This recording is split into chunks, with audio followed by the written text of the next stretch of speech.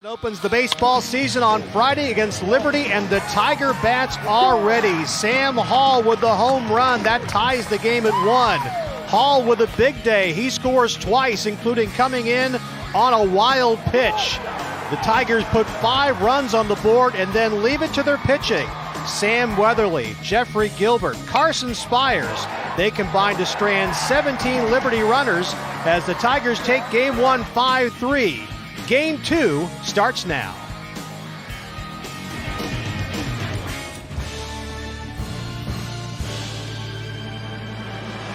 Welcome to Doug Kingsmore Stadium on a Saturday afternoon. It is beautiful, but it is cold as the Tigers and Flames get ready for the second game of this series. Hi, everybody. Fred Cunningham along with Marty Clary. Well, you can look at Clemson with that 5-3 win on Friday and think 3 runs against a good offensive team. They have to feel good about their pitching. But Monty Lee does have concerns. Yeah, 17 runners left on base. That lets you know they weren't really pitching in the strike zone as often as they would like to. And early in the season, that in cold weather, the fielders get stiff. They don't react as well. So Monty was real adamant he would love to see strike 1, strike 2, if possible today. And even Coach Jackson was talking about they've got a power guy going today in Skiro. And he was talking about he does great if he's in the strike zone, but he gets in trouble if he sees that ball get out of the strike zone. So both coaches real interested in seeing their pitchers get ahead in the strike zone today. All right, let's set up the lineups for you. Let's look at Liberty right now as the Flames. Keep your eye today on Gary Betts and Will Wagner. These are 2 All-Atlantic Sun Conference teams, or players. They're both on the preseason All-League team. Jalen Guy led the team in stolen bases a year ago. Clemson defensively sets up like this. It's the same lineup you saw yesterday with a couple of changes.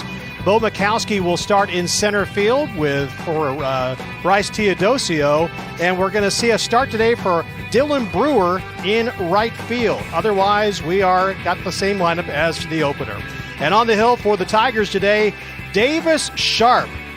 He led the team in ERA, strikeouts, starts, and innings pitched a year ago, putting up a record of 7-4, an ERA of 3.20 as the Tigers take the field for this one. I mentioned it is cold. Right now it's in the mid-40s as you see Davis Sharp make his way out to the hill, as you see those numbers as well.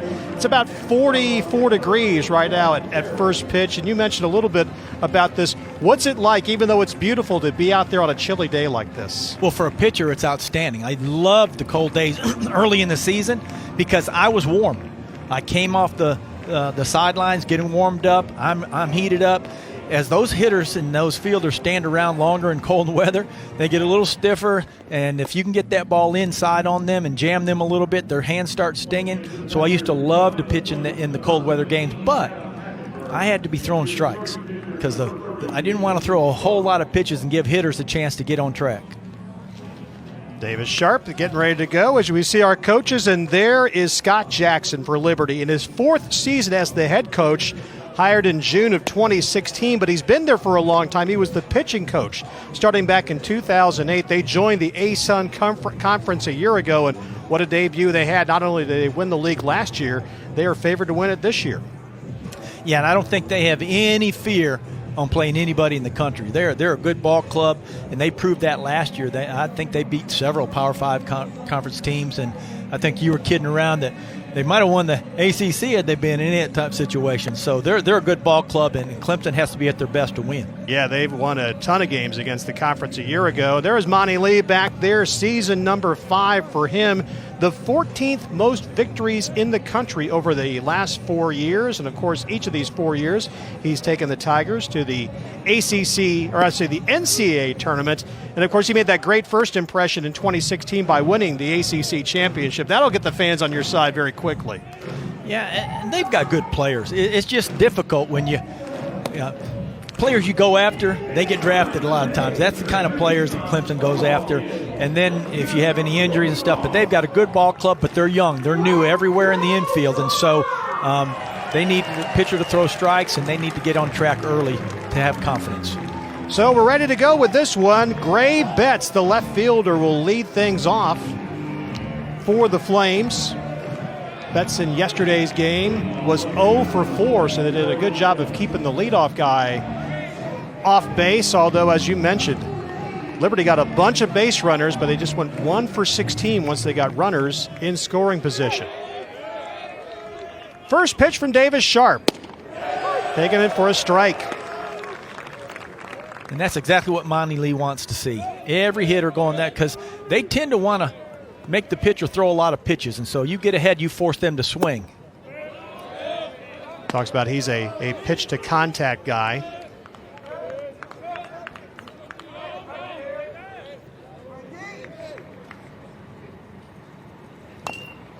Foul tipped it away. That'll make it 1-2. So he got inside, and he didn't want to swing at that and just caught it on the jam shot right there. Ground ball out of play to the right side. Got to be on your toes in the dugout. Watch this. And that's just good pitching where Davis Sharp is throwing inside and trying to be aggressive in there. Popped out of play to the left side. Betts a year ago was a .314 hitter. Knocked in 24 runs. Had a .455 on base percentage.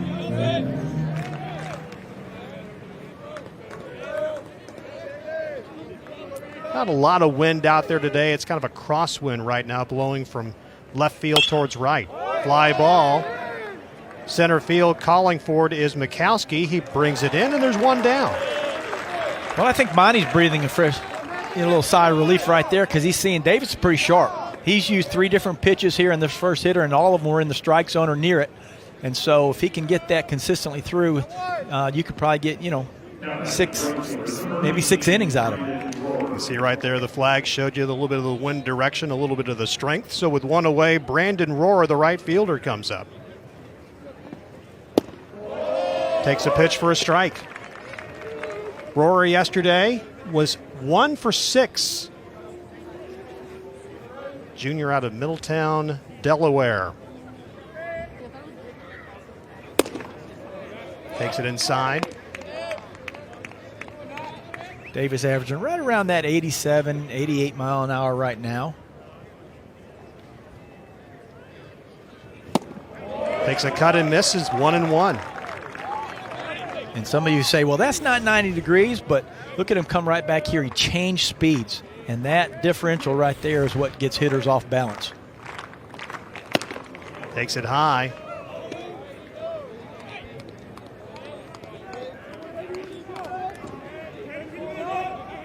Here's a good look at Brandon Rohrer.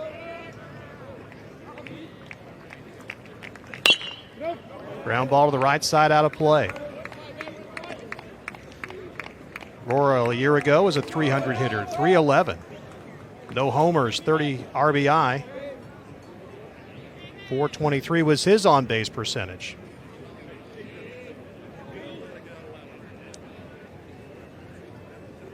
Two-two pitch, swing and a miss. Down he goes. First strikeout of the game for Davis Sharp. Again, a great change of speed. Took a little bit off. Instead of 88, it was about 83. And you could see the hitter getting out in front of his hands and just could not wait on it. So a nice little changeup right there, and just stayed right in the perfect spot, down and away. So 2 away here for Garrett Wilkinson, the designated hitter. We'll take it outside for a ball. Wilkinson was 0 for 3 in the Friday opener, but he was credited for knocking in a run when he got on base with a walk. That was the first run of the game for Liberty. They had a 1-0 lead in the game. Clemson came back, tied it at 1, before eventually winning it by a final of 5-3.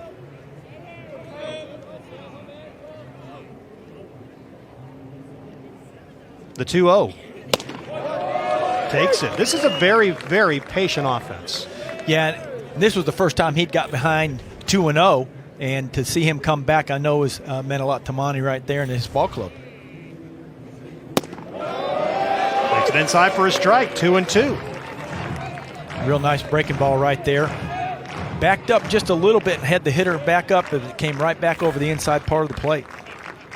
2-2 pitch outside, our first full count of the day.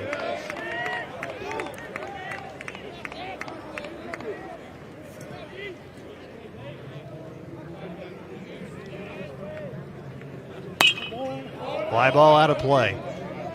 We talked to Monty before the game, really talking about trying to get Davis Sharp to pound that strike zone today. Yeah, and you know, early in the season, you're always going to be careful about your pitchers and how much they've thrown. They haven't been out there and thrown game after game, built up their arm strength. So you got some kind of pitch watch that you're going to be aware of. And I liked Monty's response on that as we see ball 4 for the first time. Now, I'm sure he's not happy about that. But he said, I want to watch and see the stress level that I see, not just the pitch count. And I think that's really wise, because if you're really flowing free and easy and getting ahead and having easy innings, it does not put as much tax on your shoulder and on those muscles and on the joints. So it's when you're struggling and you can see that violence in your release point that you have to be more concerned. Second baseman Will Wagner, number 4 of the order. From Crozet, Virginia, comes on with a man aboard and 2 away. Wagner was 1 for 5 in Friday's opener. Takes that pitch for a strike, evens it up 1-1. It's a good sign to see the changeup being able to be thrown for strikes, just in case you do get behind, that you can keep the hitter off balance, not having to throw all fastballs. Fouled out of play. You know, except for Mikowski so far, we've had really 8 guys in the field that have just basically been standing around right now in this cold weather. That's exactly right. And it's always a concern, because not that they're not supposed to be ready, but man, you just stiffen up and you just wonder, it may not come to me. Anytime you're really seeing strikes and you feel like it could be put in play right now, you're going to have a quicker reaction time. See that throw over to first. Keep an eye on Wilkinson. Ground ball, right side, fielded nicely by Starbuck, over to Ferry, and that's the inning. A man left on board, but Davis Sharp gets a 4-hitter inning, and we'll see the Tigers come to the plate when we come back. Nothing across for Liberty in the top half for the first inning. Our first look at the Tigers. You can see the lineup, the big change from yesterday. Bo Mikowski getting the start in center field. Dylan Brewer in the lineup for the first time of the 2020 season. Sam Hall with that home run will go along with 2 runs in the game. We set up the Liberty defense for you. And as you can see, they've got, again, a lot of veterans out there. Wagner is an all-conference potential player, all-A-Sun. And they're all back behind Noah Skiro. And if you like power pitchers, this is your guy. Last year, 76 2/3 innings pitched, nearly had 100 strikeouts. He led the A-Sun in strikeouts per batter faced. And, man, he's terrific. Yeah, and I was talking to the radio guy. He was giving me a little insight on him. He likes to throw a cutter now. You know, I guess since Mariano Rivera, that's become a little more popular, especially if you can't get your slider, which I think he's kind of banged for right now, and said, I'm going to go to the cutter and a curveball. And so we're going to kind of keep an eye on that as we go through this and see how that's working for him. So leading things off, Elijah Henderson, left fielder for the Tigers, the sophomore out of Greer. He had a good opening day, a couple of hits and 4 trips to the plate, knocked in a run. Started 8 games as a freshman. First pitch is taken for a strike.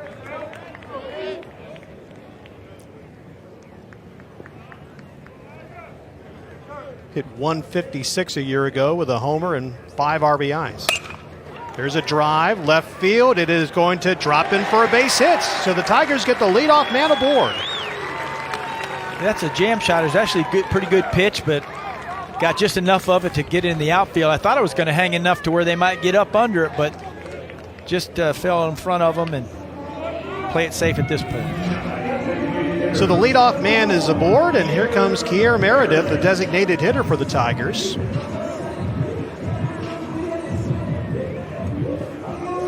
Probably the fastest guy on the team. He was 2 for 3 yesterday. He scored a run. The biggest problem for Meredith in his career at Clemson is just staying healthy. He's had injury issues each of the first 2 years as he pops that one left side. Gray Betts runs after it, but it goes out of play. If they can keep him healthy with the kind of pass the baton sort of offense they want to run this year, this guy will be invaluable. Well, you can see his athletic body. I mean, it's incredible. I mean, it looks like a chiseled Hercules probably right there. But with that strength, you can get a lot of pulls and get a lot of strains, and so keeping him healthy is going to be a big plus. Takes a strike, so he's quickly behind 0-2. So Skiro staying in the strike zone, getting ahead both times of both hitters.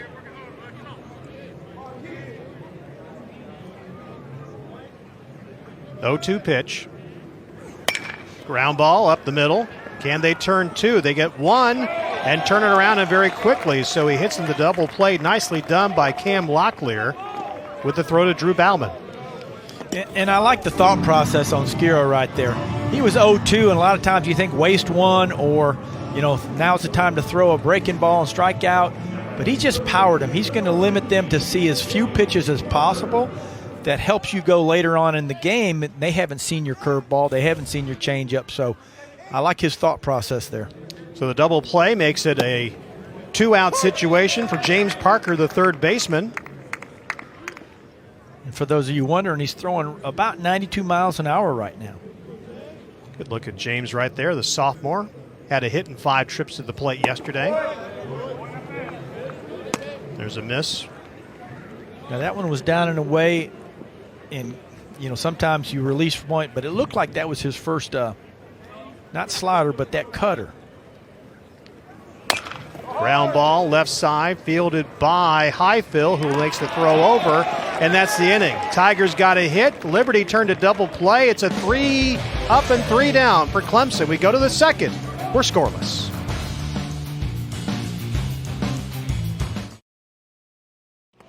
Scoreless, top of the second inning at Doug Kingsmore Stadium, Liberty and Clemson. We talked about the Flames. This is a good baseball team. This is a tough opening series for the Tigers. You're looking at the defending ASUN champions who played well in the NCAA tournament last year. They had a win over Tennessee before they were eliminated in the Chapel Hill Regional and played a ton of teams, won their opener against South Carolina last year, have a bunch of wins against the ACC a season ago. Yeah, you got quality players here. This is not an easy matchup. It's not one of those givens. You got to play well, pitch well, field well, get timely hitting to get a win. The second begins with Cam Locklear at the plate. He fouls that first pitch from Davis Sharp off, the shortstop, number 18. Take a look at him. He's a senior from Lumberton, North Carolina. A lot of North Carolina players on this Liberty roster. Locklear was 1 for 3 yesterday. This is his 3rd season, by the way, as the starting shortstop. You got to love having a veteran like that in there at that key defensive position. Yeah, that up the middle is so crucial during the year to prevent extra runs.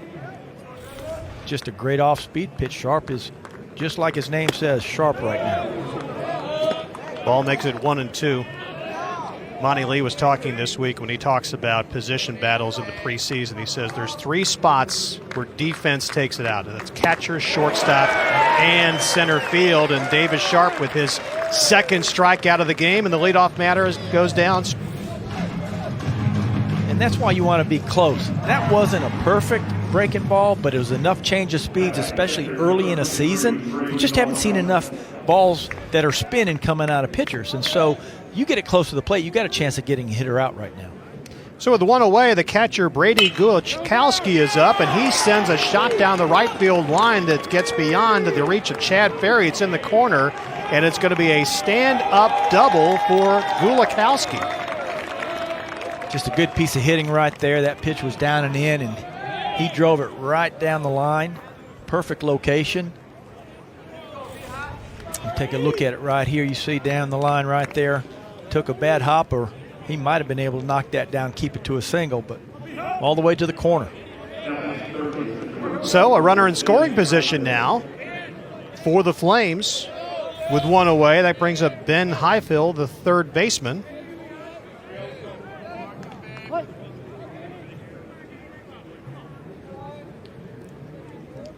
This is what we were talking about, the stressful pitching part of the day. Ground ball, left side, it's going to go foul. We're talking about that with Monty before the game. Once you get runners on, runners in scoring position, that's when he starts looking for a little bit of that stress and the kind of pitching he has to have. And it's only the second game, but it works both ways, too. They left 17 runners on, right? And so here's one in scoring position against a team you know you're going to have to score against.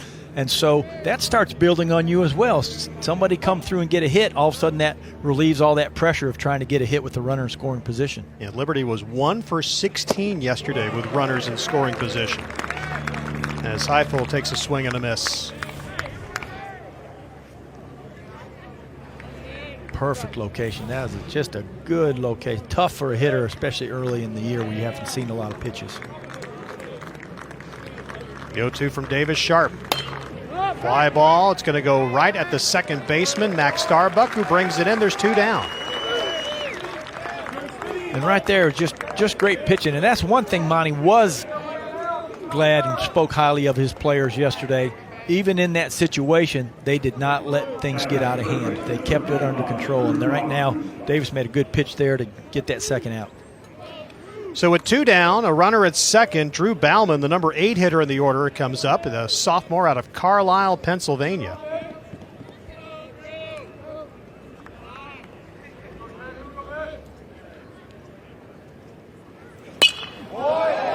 Fouls it back, out of play, 0-1. Good job of getting ahead. There's Davis Sharp. Of course, he's a sophomore, and amazing debut he had a year ago against South Alabama. He won game 1 of a doubleheader on a Saturday and then hit 2 home runs in game 2, and that's a legendary start. Yeah. And that's how the game's changed a lot. You know, back in my day when we were coming up, pitcher was told, don't even think about swinging. We want all your focus, all your energy to be on pitching. And I think they gave away a lot of talent in that process. Now that's come around, and they want to utilize everybody and every gift that they have to win ball games. Ball and 2 strikes to Bauman with 2 away here in the top half of the second. Gulikowski at second. Takes a swing and a miss, and the inning is over. At least the half inning is over.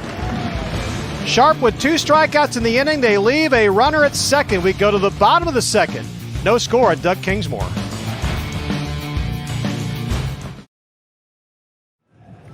No score as we go to the bottom of the second inning between the Tigers and Liberty. Of course, Clemson coming in after finishing 4th last year in the ACC Atlantic Division, 35-26. The overall record for the Tigers. They made it to another NCAA tournament before being eliminated in the Oxford Regional. Lost a lot of talent off that team. Logan Davidson, the main one, the starting shortstop for just a fixture there, going in the first round of the A's. As we get the second underway, fly ball is going to go out of play, fouled off by Adam Hackenberg, the catcher.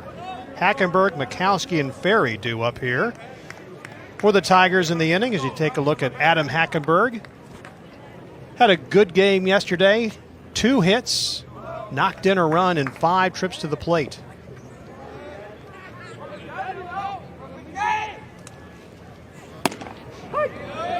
Quickly behind 0-2. And Skiro's just not messing around. He is rearing back, throwing 92. He's moving it in, he's moving it up, he's moving it down. And if he stays consistent for throwing strikes, he's going to be tough. Fouled it off to stay alive.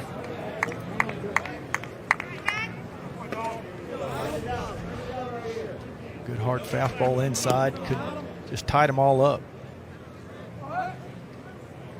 Hackenberg has power. He played in 21 games last year, had 3 homers and 10 RBI. Started 9 games. But he goes down swinging. First strikeout of the game for Skiro. Not a good pitch to be swinging, but that fastball looks so big when it's at chest high, eye level. It just looks like you can get to it, but you hardly ever can catch up to it. Bo Mikowski comes up with one down. Johns Creek, Georgia, a junior. Swing and a miss. He was 0 for 4 yesterday, looking for his first hit of the season.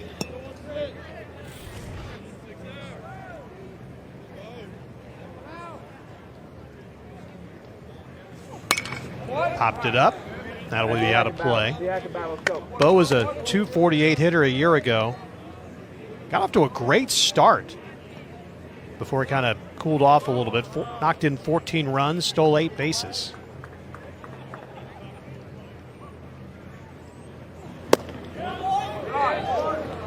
Takes it there. 1-2. One of the few non-fastballs that you've seen, a curveball, and you see it coming back, and he really wanted that pitch to be a call to strike, but umpire said it's slightly outside. Grounder, right side. Handling it is Bauman, who makes the toss to Skiro, and there's 2 away. So Skiro just keeps pounding fastballs in the strike zone and basically saying, until you can prove you can hit it, I'm going to keep bringing it. It's a good look at Drew Bauman, who fielded that one. So with 2 down, that brings up the first baseman, Chad Ferry.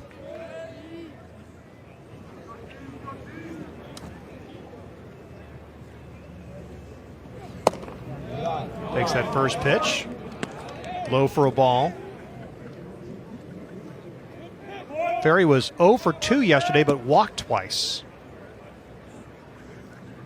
Recruited for not too far away in Greenwood, South Carolina. Pops that one up left side. Chasing after it is Betts, but that'll be out of play.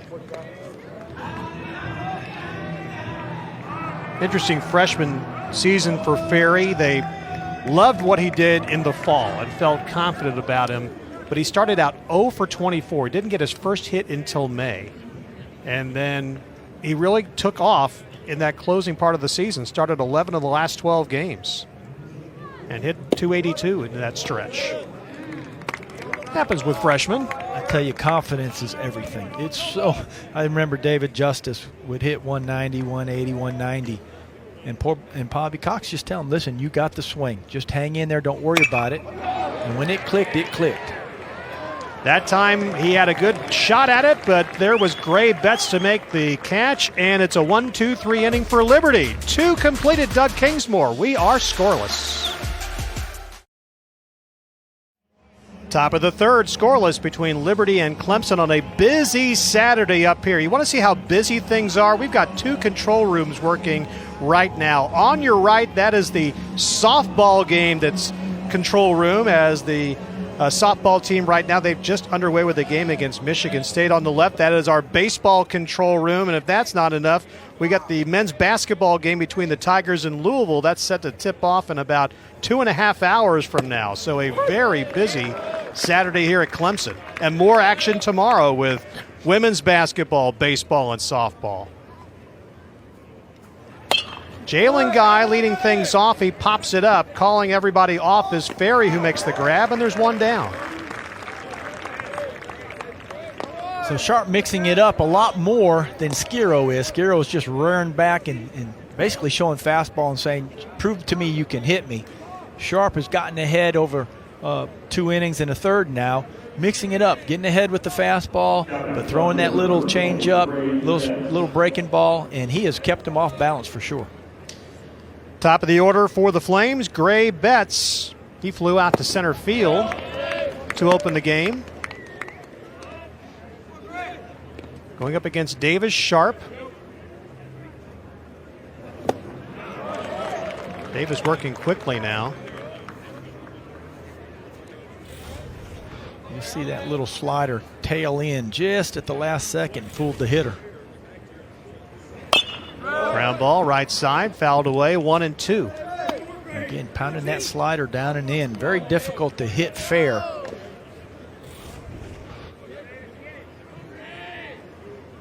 See that? He had to pull that foul to get a piece of it. Pitch is in the dirt, 2-2.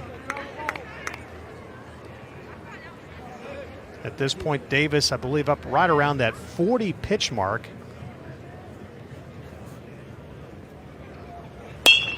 Fly ball, center field. Mikowski takes a couple of steps back. He waits for it. There's 2 down. Betts with 2 fly ball outs to the center fielder. Good look at Bo, and if you are an old-time football fan, I hate saying this because I remember him playing.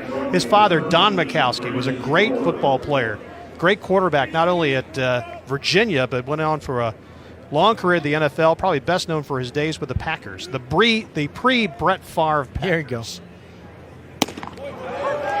So Sharp with the pitch gets ahead quickly against Brandon Rohrer, who struck out swinging in the first.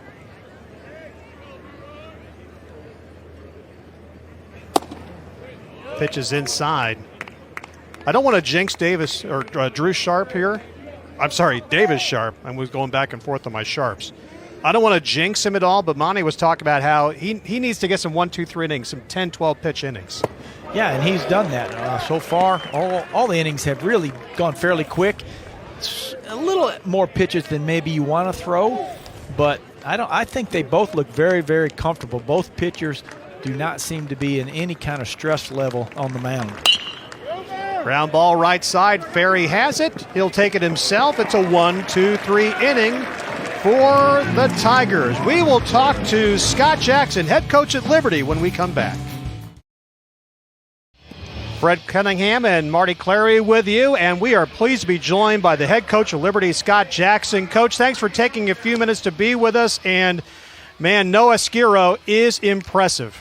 Yeah, he's a good one. He's been in our rotation since he was a freshman and just keeps on maturing and keeps on, getting better. He's very diligent about what he does and wants to be good. So the good things are happening for us and for him, and I'm excited to keep watching him. And he's a power guy, but I've really been impressed that he's not trying to throw every pitch he has. Until they prove he can hit a fastball, he's jamming it in on him. Yeah, it was good. I mean, that's part of the plan with him. When you got a guy that's got a good fastball like that, you attack with it early and try to get through the order the first time with that fastball and keep his pitch count down, and hopefully we get in trouble, or the second time through the order, we'll show a different look if we can. We love seeing you guys down here to take on a team like Clemson. You love playing against AC opponents. It helps you for your conference, obviously. Yeah, it does. We had some success against the league last year. I'm very familiar with the league, being at UNC for a few years, and we're just thankful to have the opportunity that Monty and them would have us down here. So beautiful venue, beautiful day, and we're just thankful to be here. Coach Jackson, we appreciate the time. Thanks. Good luck. Thank you so much. All right, Scott Jackson.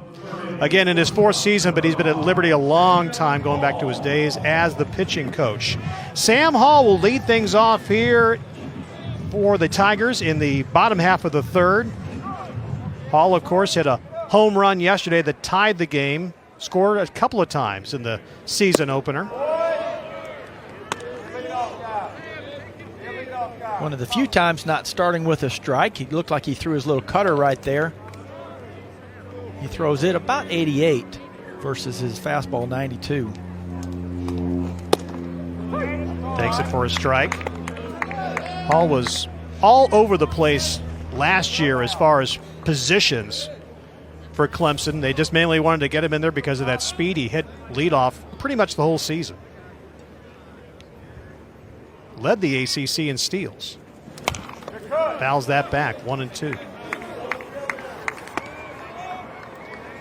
As a matter of fact, he was the first Tiger to lead the ACC in steals since 1994. Wow. That's surprising. Yeah. 30 bags a year ago. 1-2 pitch. That was a beauty. Goes down, looking, and then there's one away.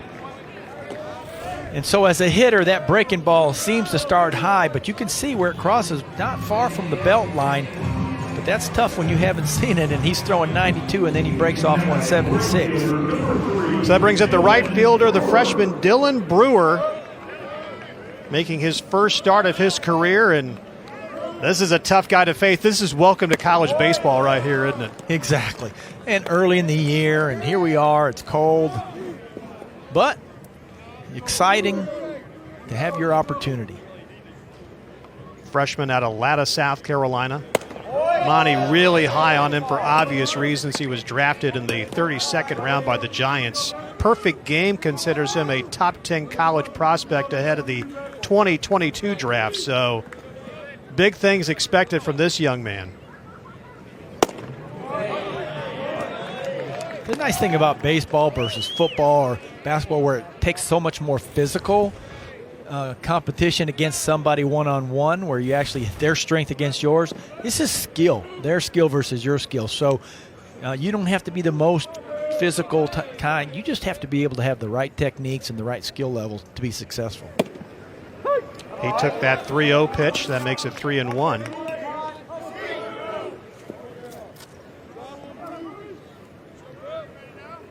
Two strikeouts so far on the day for Skiro. Takes that one. So first trip to the plate, and he's aboard with the walk. So the first chink in the control from either pitcher. And got one away. We'll see if Clemson can do anything with this. He walked on 5 pitches. That brings up the second baseman, Max Starbuck. Another freshman out of Easley. That's about a 15 to 20 minute drive from here in Clemson. Mack yesterday with his debut was 1 for 3, and he scored a run. That one is fouled off near the wrists, 0-1.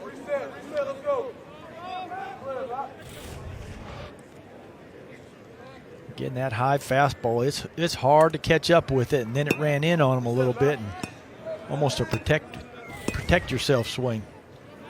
Now, I said he's a freshman. He's, of course, a redshirt freshman. He sat out the 2019 season. But Monty thought he was one of the best hitters they had during fall camp. But right now, he's behind 0-2 against Noah Skiro. Top of the order coming up for the Tigers.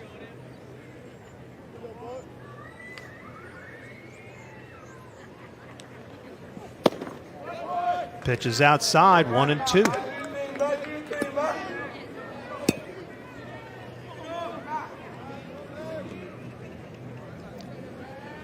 Elijah Henderson would be next.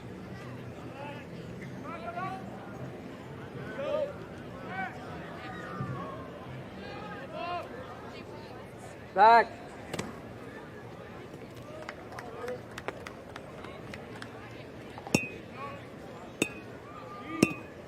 One ball, 2 strikes. We are in the bottom of the 3rd inning. Clemson and Liberty. Tigers won game 1 yesterday in the season opener for both.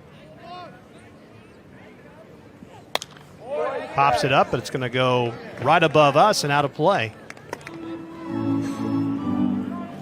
Another good hard fastball. He just can't get his hands through it fast enough right now. 91 mile an hour, that last pitch.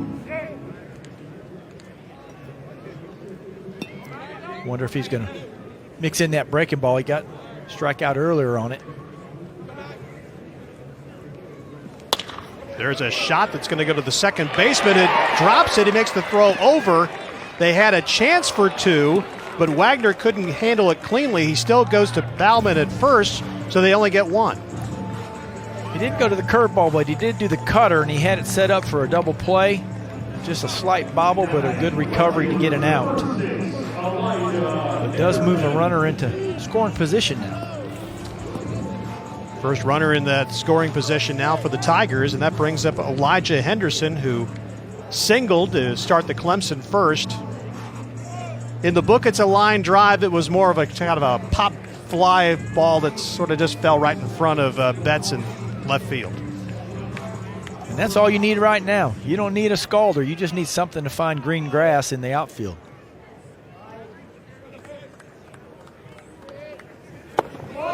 Pitch is outside, 1-0. Cutter that didn't really get close to the plate there. Skiro now up to 35 pitches as he works here in the 3rd. They've got a signal card on his wrist. I don't know if you can see that just above his glove.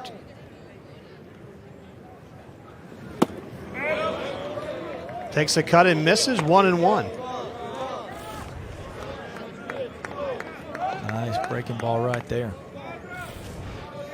This is such a different Clemson offense this year. They lost their top 3 hitters from a year ago, Grayson Berg, Logan Davidson, Kyle Wilkie. They were 11th in the country in home runs, but 48 of the 82 are gone. This is 1-2.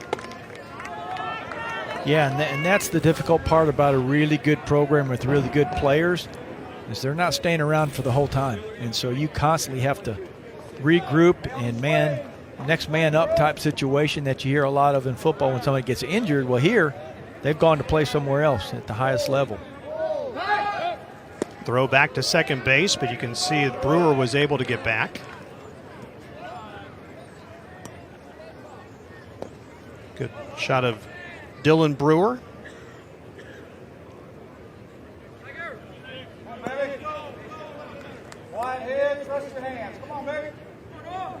One ball, 2 strikes. 2 away here in the bottom of the third.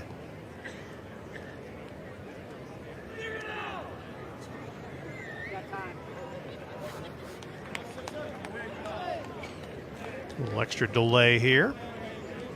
But now Henderson will get back in there. And sometimes that's a strategy against pitchers who find their groove and are going. Just kind of break it up a little bit. Fouled it off down the third base line. See if you can change that comfort rhythm. It just takes one mistake in a ball game like this and put you ahead and may carry you through to a win. You never know how these things are going to go, but I think we are coming in with these 2 quality pitchers, not expecting a lot of runs on the board. Fouled it back. Still 1-2. Good battle going on here between Skiro and Henderson. And that's one of the things why a pitcher, you can do yourself a favor if you don't throw all your pitchers in the first 1 or 2 hitters where they see it from the bench and from you as a hitter. But you can already see right now he's a little bit more confident about catching up to the fastball. And now second time round, third time round, you got to start mixing in your other pitches. The 1-2. Outside 2-2. Gulikowski, the catcher, you saw him a moment ago. He was looking at his card on his, I think that's his left wrist, and that almost looks like an encyclopedia. Yeah.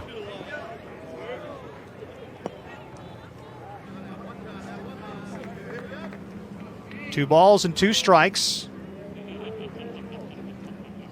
Brewer is the runner at second with 2 out. Pops it up, out of play. Real good battle by Henderson here. Yeah. Just making him throw more pitches with a runner on base. The pressure starts building.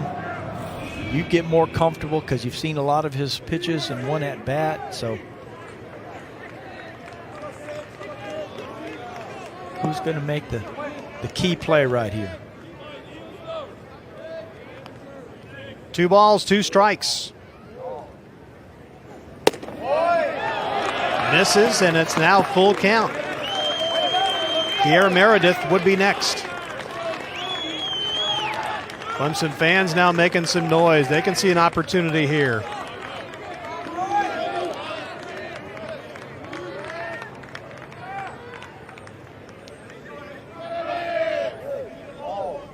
The 3-2. He takes it for a walk, and there's 2 aboard. Tremendous at bat. I know Monty's very high on that type of battling, giving good at bats. You don't always have to get a hit, but you got to battle. You can't just go down swinging and taking strikes. So Kier Meredith, the designated hitter, is up. Runners now at first and second. 2 walks in the inning for Skiro. Kier hit into a double play in the first. There is a shot up the middle, base hit. Runner around the corner, and then Brewer falls down. Hit first slide going in, and now Brewer will try to come to the plate, and they'll get him out there.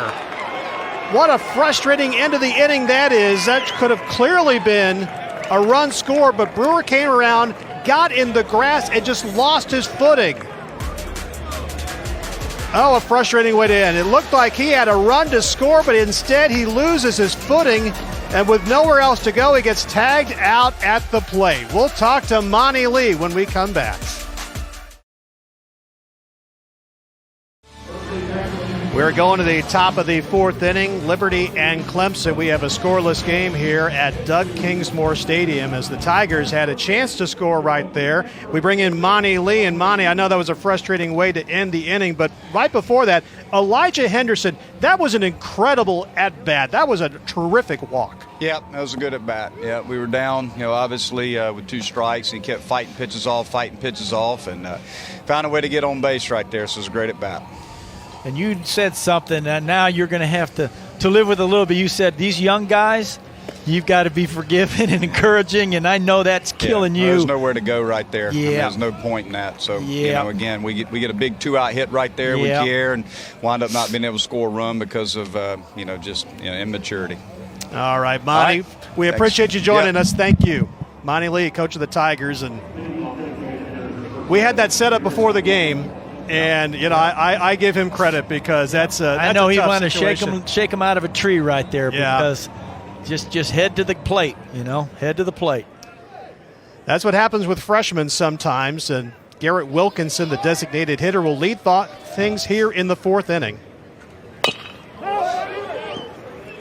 Fouled it off.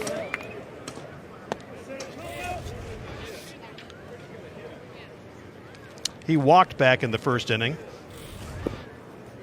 The designated hitter, Wilkinson, Wagner, and Locklear all due up for Liberty.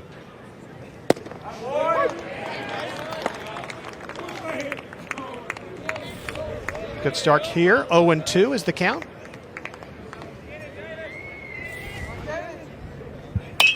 There's a fly ball, and it's going to actually be a line drive. It's going to drop in front of Elijah Henderson. So Wilkinson is aboard with a leadoff single. So just a good piece of hitting right there. Davis had been getting ahead and just took advantage of one that stayed over the plate just a little bit. This is the first inning in which Liberty has been able to get a leadoff man aboard. They've had a couple of base runners, and they had one in scoring position, but have not gotten anything across as Will Wagner comes up. Wagner rounded out his first time up.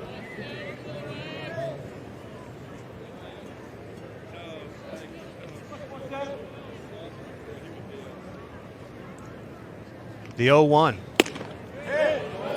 Takes it and evens things up.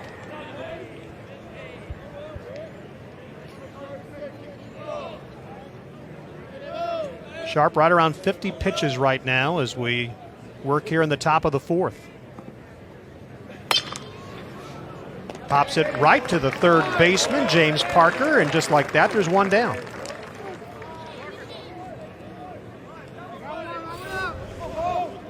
Good pitch, got in just a little bit, and just a soft little looper to the third baseman. So a man at first, one away, and that brings up Cam Locklear, who struck out swinging his first time up.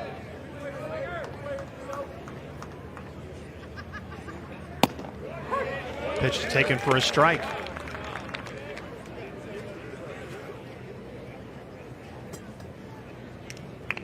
Locklear at this very early point of the season, batting .250.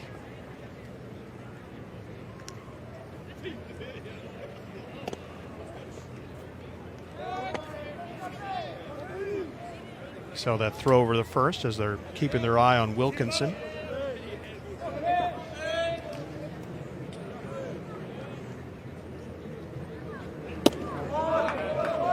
Pitch taken for a ball. It's 1-1.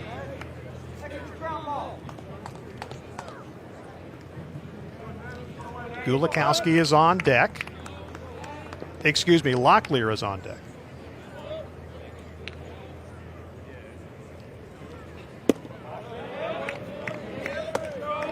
Locklear takes it. 2-1. That breaking ball just got away from him there, just didn't get a good grip on that seam.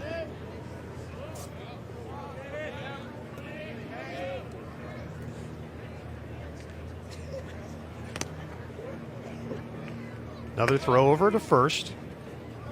Just trying to keep that runner close, so if you get that ground ball, you got a chance for 2. It's been about as even a game as you could get to at this point. Both teams with no runs and 2 hits. Both teams have had a runner in scoring position and couldn't get them home.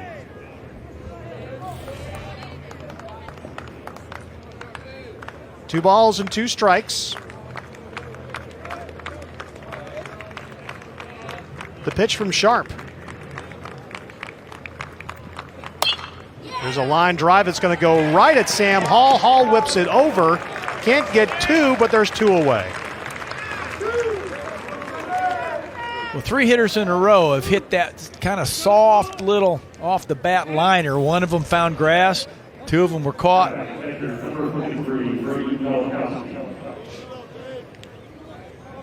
So with 2 away, as you get another view of the nice job by Sam Hall at short.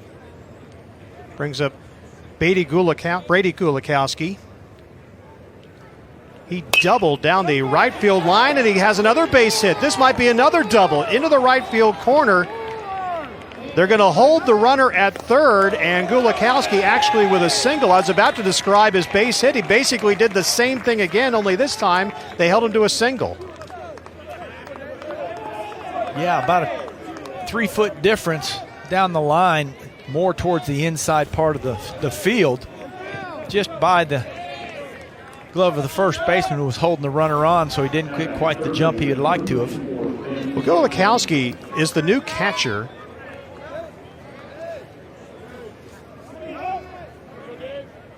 Replacing Jonathan Embry, who was the Atlantic Sun Player of the Year. So you replace a player like that, and, well, he's got a single and a double today as Ben Highfield comes to the plate. Pitch is high. He lined out to the second baseman the first time up. Now Sharp in his first stressful condition right here with runners on the corners. Fell behind 1-0. Right down the middle for a strike, 1-1.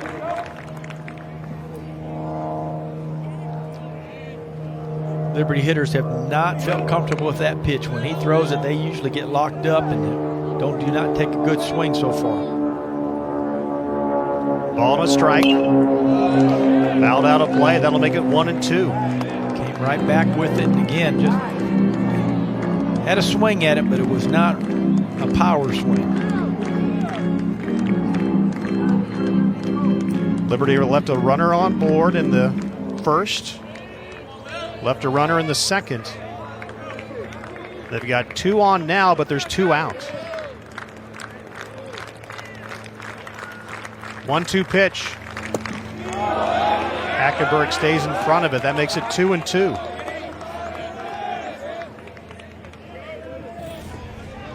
Came right back with that breaking ball, but you saw it was obviously low and in the dirt there. Good block by the catcher to keep runners where they are. Ground ball to Sharp off his glove. They'll try to get the out, and they do, and Liberty leaves 2. Sharp had to go off his glove, but Max Starbuck found it, got it to Chad Ferry, and we go to the bottom of the 4th. We are still scoreless at Doug Kingsmore Stadium.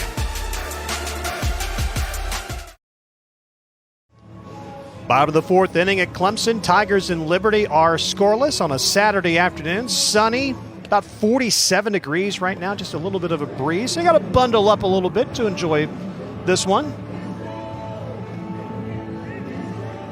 Yeah, now we got to see if Skiro can find that rhythm again. And I think that's one of the things that really irritated Monty is you had the guy going through one of those cycles, right, where he'd lost his rhythm, he'd walked a couple, gave up the hit that would have scored a run, and let him off the hook.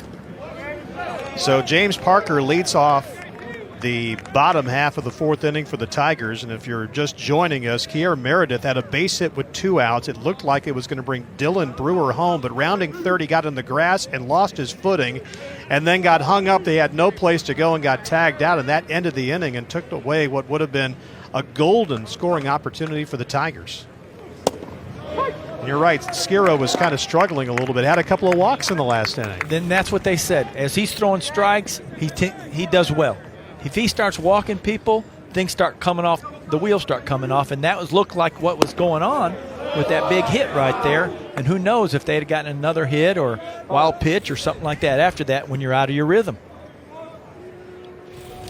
Parker takes that 2-1 count. He grounded out to the third baseman his first time up. Lays off it, the appeal.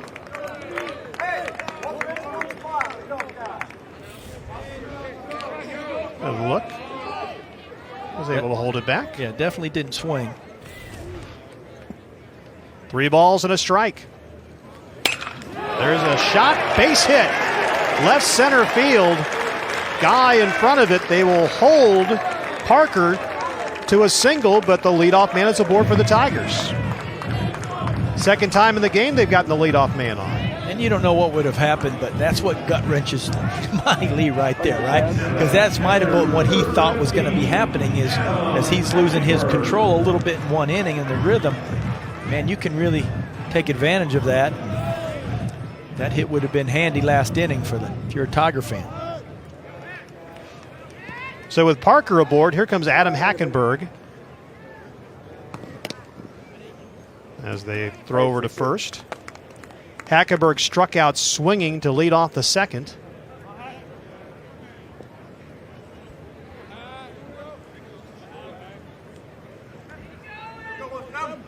Yesterday he had a couple of hits, including an RBI. Takes that one for a strike. 0-1. So Skiro back to the curveball now, and he's probably going to start mixing that in a little bit more as you go through these next inning or two. There's a shot, base hit. Back-to-back singles by the Tigers in the fourth.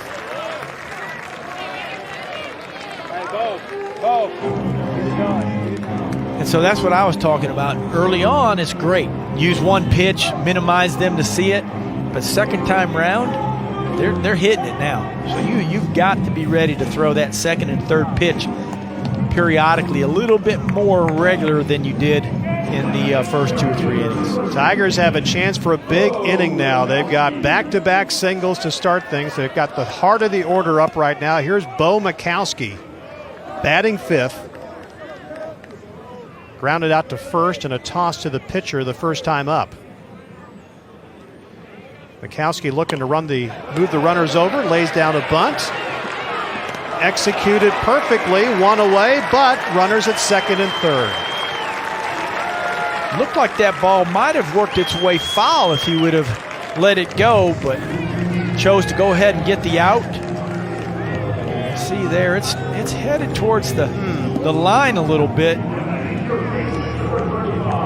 But went ahead, made the call, and got the out. So now the Tigers have runners at second and third with 1 out. That brings up Chad Ferry. Ferry lined out to left field the first time up. You can see Sam Hall on on deck behind him.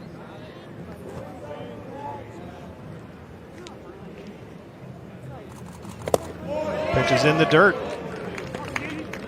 So Skiro over the last couple of innings, a couple of walks and a hit, was very fortunate not to allow a run. Now he's allowed a couple of hits here in the fourth.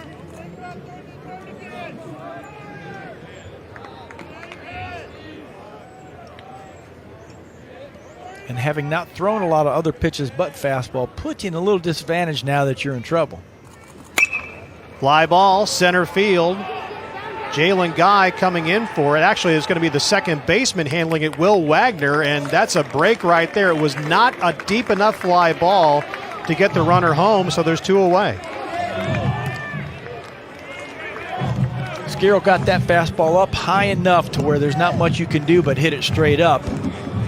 and got himself a nice short fly, keeping runners right where they're at. So it's now up to Sam Hall with 2 down and runners at second and third. Struck out earlier. Parker is at third. Hackenberg is at second.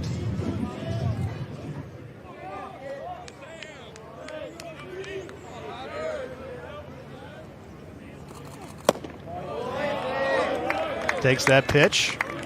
1-0.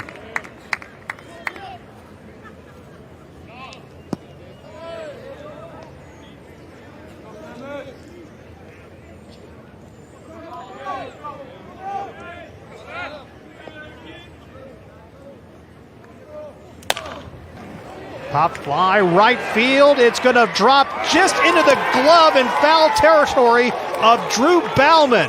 That's almost a ghost to the post kind of catch right there.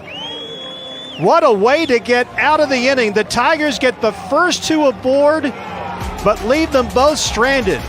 4 complete at Doug Kingsmore Stadium. Great play by Bauman. We are scoreless. Top of the 5th inning, Liberty and Clemson are scoreless. If you're the Flames right now, you've got to feel good about where you are. Clemson has had great chances to score in each of the last 2 innings, and you've been able to get out of it. One with a Clemson mistake and one with just an amazing play by one of your guys. Yeah, you've had all the things fall your way so far as getting out of a jam type situation. One where, like you said, just fell and, fell where it was. But that play over her shoulder, that's an incredible play to get you out of the inning. That fires you up. Yeah.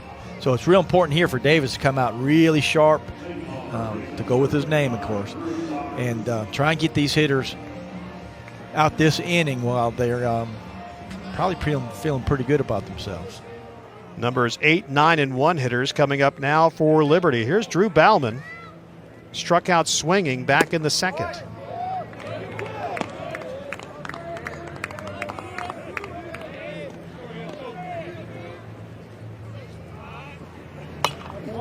Fouls it back, 1-1. Momentum's so key in sports. How many times the guy makes the great defensive play, comes up, gets a big hit, right? It's just crazy how it works. Takes that pitch. 2-1.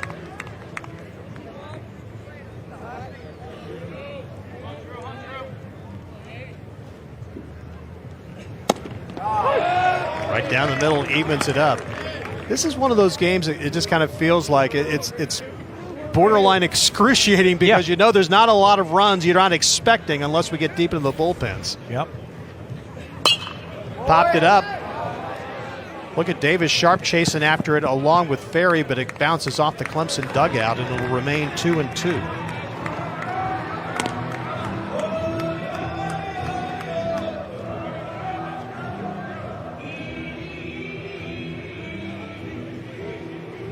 This has been, as we mentioned, a very good and patient Liberty team. They've been among the nation's top 50 in on-base percentage and walks in each of Scott Jackson's first 3 seasons. I know there's no such thing as a 2-run walk, but walks are still really good. They're really valuable. Yeah, just go to Moneyball, right? You see what all can happen once those percentages start going your way. Another strikeout for Davis Sharp. He gets the leadoff man to go down for Sharp. That is strikeout number 4. And they like to be, like you said, patient, but Davis isn't making it able to do that. He is throwing strike after strike, and they are have to try and get their cuts to keep from being struck out. Bauman is now 0 for 2 with 2 strikes out. Jalen Guy, who flew out to first, back in the third.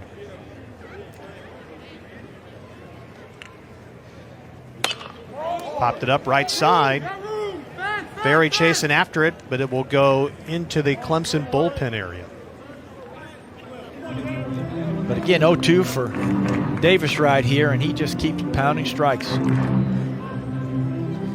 Gray Betts, the leadoff hitter, is on deck. You can see him behind Jalen Guy, the center fielder.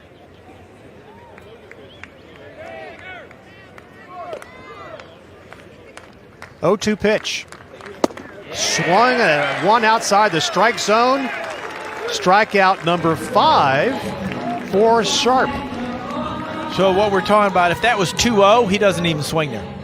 But because it's 0-2, he can't afford to not swing at that because it's sweeping the plate and it looks like it might be a strike, and so he's geared to swing. So 2 down now, and that'll bring up Gray Betts.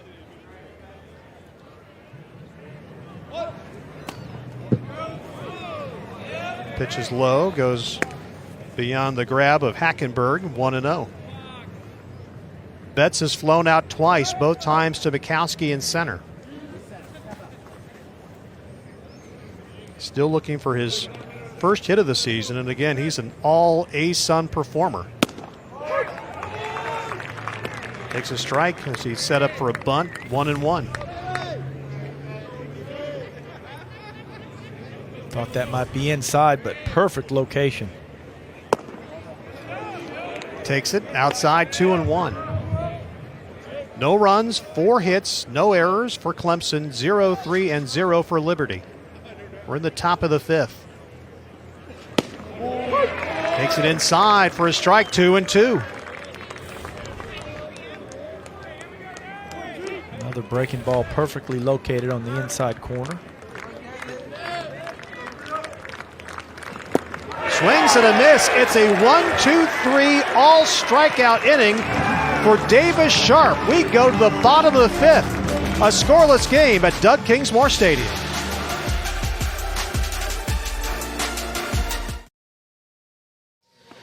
The guys keeping track of Davis Sharp's strikeouts had a busy top of the 5th because he put 1, 2, 3 more of those up on the board. Give him 6 for the game in this scoreless battle between the Tigers and Liberty. You know, coming in, we were talking about the strikeouts of Skiro. There's a good look at Noah Skiro, and he's got his today. He's got a couple, but again, 6 for Sharp. If you told me one would have 6 and one would have 2 at this point, I would have put everything on Skiro. Yeah, but who would have thought Davis Sharp would throw all his pitches for strikes and out of the middle of the strike zone? So he's hitting on the inside and outside corners with changeup, slider, and his fastball. So that brings up Dylan Brewer. He will lead things off here for the Tigers in the 5th. He walked back in the 1st.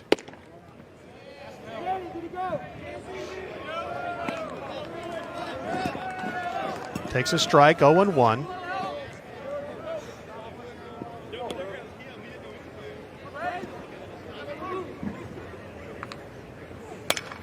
Pops it up. Out of play left side, 0-2. As we mentioned a little bit earlier, this was a young man who had a decision coming out of high school in Atlanta. He was picked in the 32nd round by the Giants, but elected to instead stay with and come to play in college with Clemson.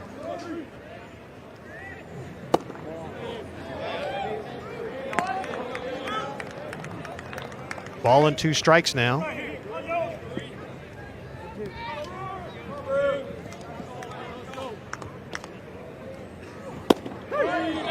And he goes down looking. And Brewer strikes out to lead off things here in the 5th for the Tigers. And again, that is strikeout number 3. Skiro mixing in that breaking ball now. That one a fastball cutter. So Max Starbuck will come up. Number 2 hitter in the inning. Number 9 on the day. He's got a ground out to second base the first time up. Takes that one and got hit right in the rib area, so 1 pitch and he's aboard. First player to reach for either team after being hit by a pitch. Show it to you.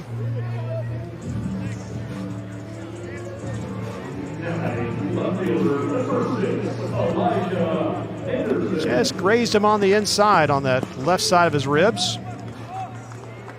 So with 1 away, the Tigers have another runner on base, and it's the top of the order with Elijah Henderson. Straight shot. It went actually off Skiro, and it's going to come to a stop between first and second, and the Tigers have 2 aboard.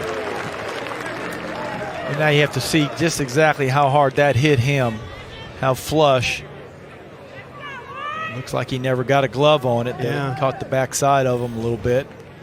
Whether it got his arm, elbow, you always worry about that. And right now, understandably, they're going to have a meeting at the mound for Liberty to check out Noah Skiro. See if we can pick up exactly where he got hit. I thought he touched his inside form on his glove hand, which could not tell that it gotten Yeah, it looks like he past talked his to body, but the trainer. but it's looking like he's shaking that elbow out a little bit, forearm. So he's going to take a couple of tosses. See if we can pick it up. Hard to really tell for Yeah. sure, but I know that that's kind of where he was tapping. Somewhere off his right side, whether it clipped his arm or not, but he made a toss to first, and I mean at home, I should say, and he's going to stay in the ball game. And right now, he's got a stressing situation for him because now he's looking at Kier Meredith with runners at first and second and one out. Third inning in a row that he's had a little bit of an issue with runners. Starbuck reached after getting hit by a pitch. And then Henderson with that infield single. I mean, he smoked that pretty good. Looked like it was going to be a base hit anyway, even if it hadn't hit Skira. Popped him up left side.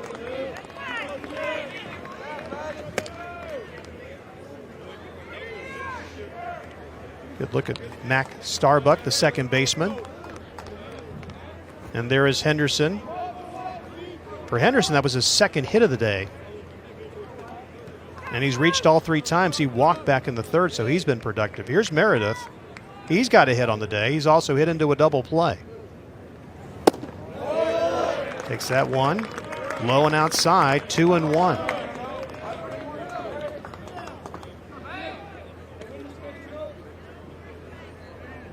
This is the third straight inning that the Tigers have had runners in scoring position.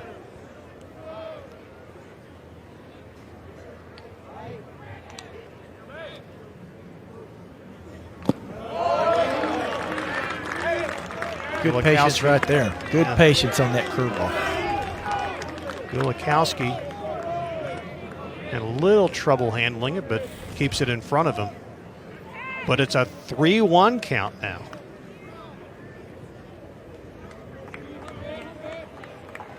Parker's on deck. There's a shot, left field, base hit, back center field. Coming in to score the first run of the game, and the Tigers are up on the board as Starbuck is in after an RBI single by Kier Meredith. Well, he got a pitch on the middle of the plate, and he just hit a rope. And the last 3 or 4 hits have really been line drives, and you can see it right there, right up the middle.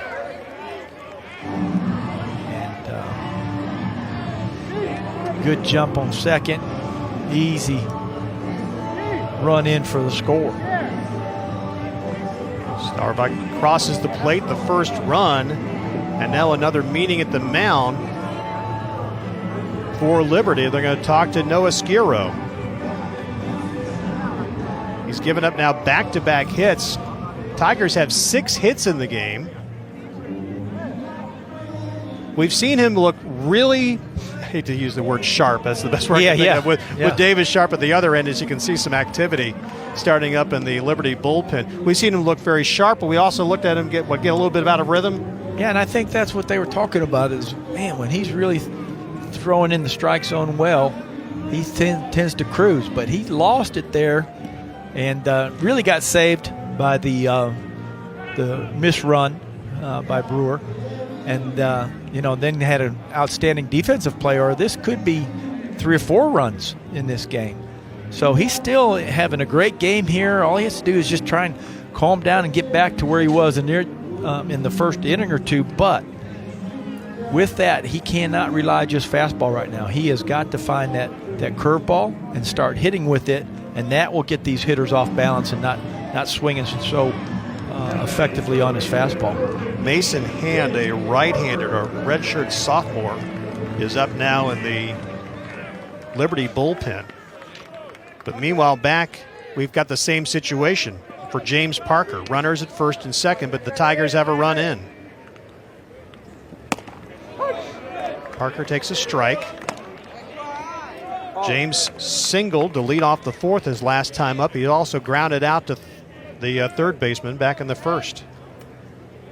And that's a good sign, I know, for Liberty to see him hit with his curveball right there, but he's got to be real consistent with it to keep him off balance. Fly ball, left field. There is Gray Betts under it, and there's two down. They're able to hold the runners, so there's two away.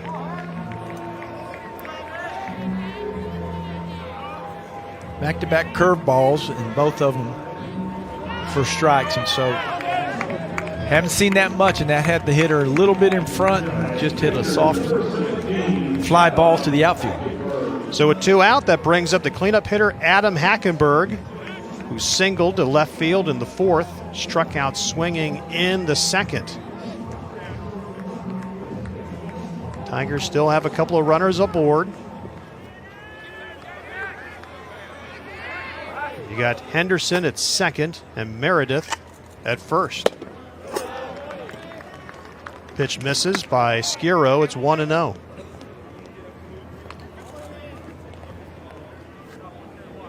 Skiro coming up on that 70 pitch mark. He's allowed a run on 6 hits. He's got 3 strikeouts and a couple of walks.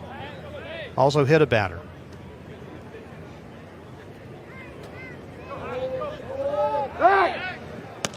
They throw back to check on Henderson at second.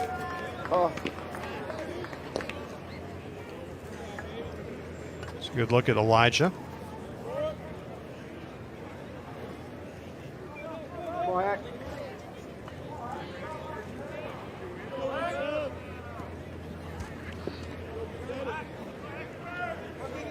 Hackenberg steps in. Ground ball. Shortstop will handle it. It's Locklear, and they make the throw to first, and the side is retired. But the Tigers score first with a couple of hits. 1-0 Clemson. 5 completed. Doug Kingsmore Stadium. Clemson leading 1-0 after 5. Fred Cunningham with Marty Clary. And before we get to our next bit of action, we want to show you right now a banquet before the start of the season. The Tigers had a very special visitor.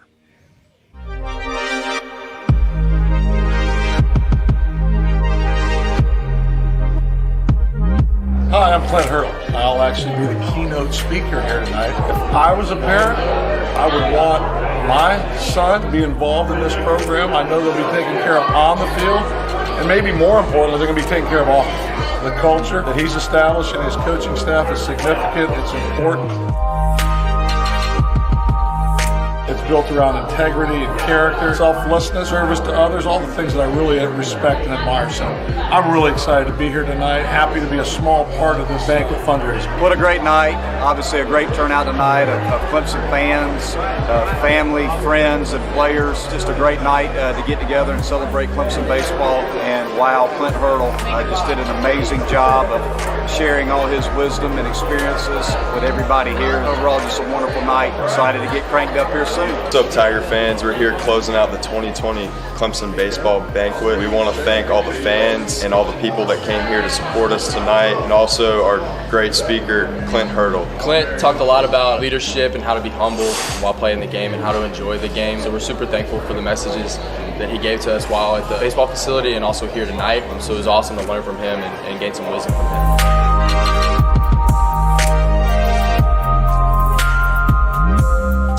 Clint Hurdle had an outstanding career, not only as a player, but as a manager as well. A lot of years with the Rockies and also the Pittsburgh Pirates. Had a 98-win season with Pittsburgh.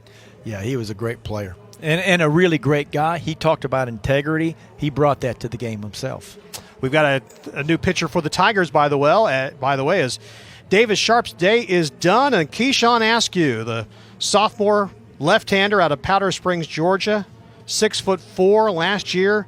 Looked good as a freshman. He had a 2-1 record, a 4.40 ERA in 16 appearances. He made 9 starts.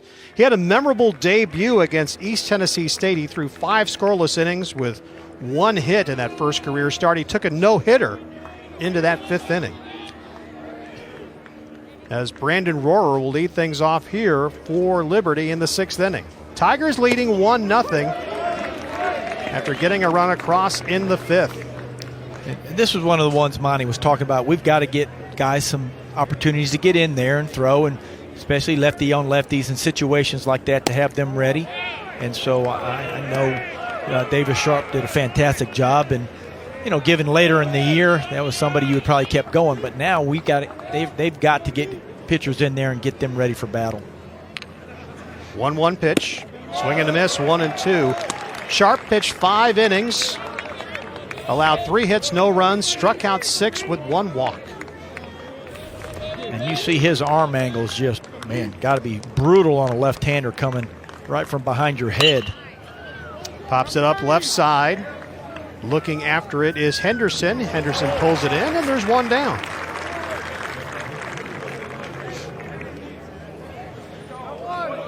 All right, let's give you a little look at what Davis Sharp did, because, man, he was something else. Struck out the side before leaving. Again, you can see the excitement on him. He knew he had it today, and I know he'd like to have that game again the next time out. he threw 78 pitches, and that's right around what Monty talked to us about the game. We asked him what the number was. He thought he could get to 80, so he did his job and exits with Clemson now with a lead as Wilkinson is at the plate with 1 down. He's got a single in the game. He's actually reached twice, a single in the 4th and walked in the 1st. And Askew's fastball about 88, 89 miles an hour at this point. Pitch is high, 3-0 now. What do you think about Askew's motion? It's described by everybody as not ordinary. It is not an orthodox delivery for sure. And for lefties, it would be tough. It would be hard not to bail out. It reminds me of Randy Johnson against Kruk, where Kruk just turned his hat around, turned the bat around, and said, I can't hit that. Yeah, one of the great scenes ever. So anyways, but I like the way he looks. He just, it's harder to throw strikes when you're an unorthodox release point like that. He wanted was ball 4, but instead Wilkinson gets pulled back. Look at that pitching motion. Nice up close look. You see him drop it. That arm comes way out and swings around. Just for a flash, you lose sight of the ball when he takes it behind and then comes out. And when it comes out, if you're left-handed, it appears as if he's throwing from behind your head. So you're like, That pitch was high. That was ball 4. So Wilkinson reaches for the 3rd time in the game, the 2nd time he's walked. And that's the only concern with that kind of delivery is sometimes you can lose the strike zone with that. And at this level, hitters are just too good to give them free passes. So brings up Will Wagner. He's 0 for 2 in the game.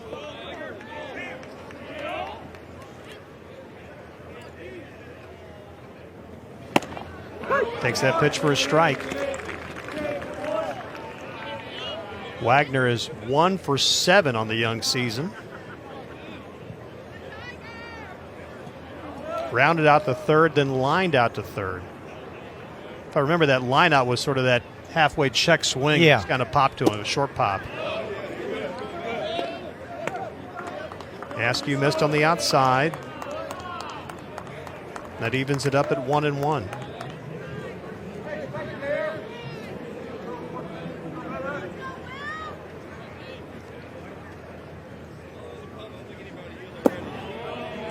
Pitch misses. And now you're running into trouble of ruining that game rhythm that's been going on fast and furious almost, the way the pitches have been hitting the strike zone. So important that he tries to find that real quick here, or things could get out of hand. That was a miss inside, and now it's a 3-1 count.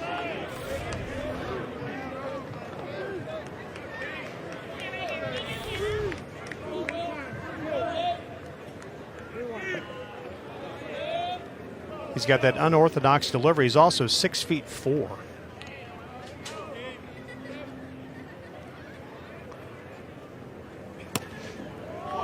Pitches low, misses.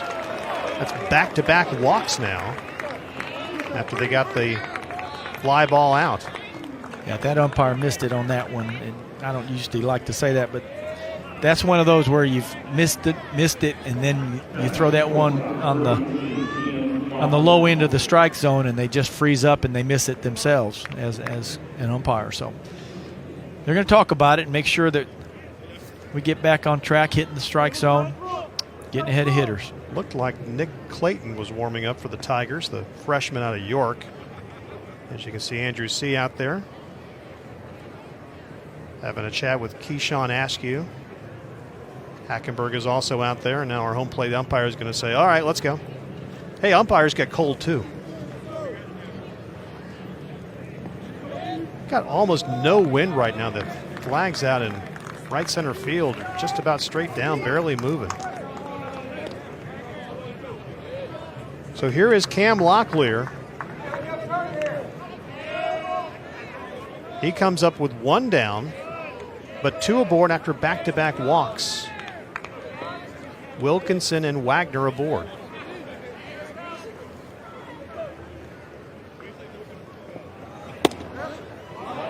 Pitch is outside, 1-0. Locklear struck out swinging. Then he lined to the shortstop and is 0 for 2. Pops it up. Left center field. Calling for it is Mikowski. Mikowski has it. They're able to hold the runners. So now there are 2 away, and the runners remain at first and second. Good job by Askew getting back in the strike zone, and a little bit unlike Liberty, swinging away early on that and not letting him get deep into the count a little bit, and might have forced him to walk another one. So great job on Askew's part to get back in the zone. Well, that brings up Brady Gulikowski, and he has been the guy so far today for Liberty. He is 2 for 2. He doubled down the right field line in the second and singled in the fourth.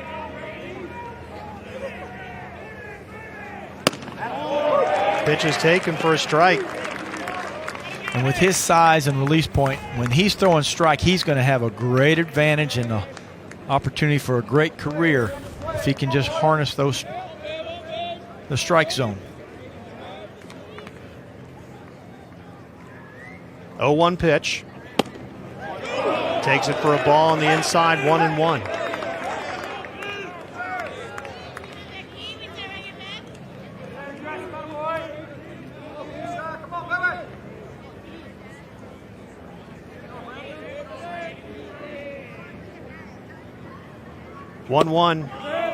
Inside, 2-1.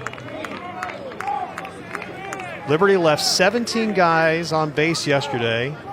They've left 4 so far today.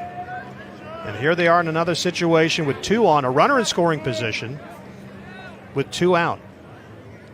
2-1 pitch. Missed it high, 3-1. Ben Highfill is on deck. You can see a little frustration in Askew right now. That he's wanting to get it there, and it's just not. It's not delivered where he wants it.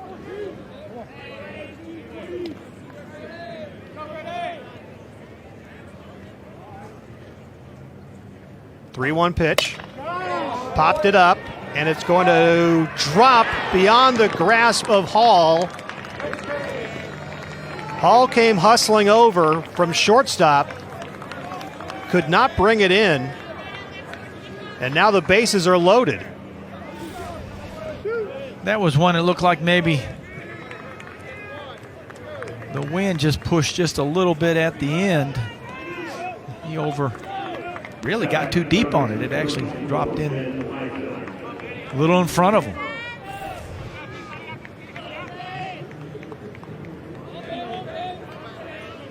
So with Gulikowski on board, Ben Highfield comes up. He is 0 for 2. Bases loaded with 2 out. Fouled it off to the behind us. The flags were straight down just a second ago, and now they're blowing pretty good. And that's where he needs to stay, right there.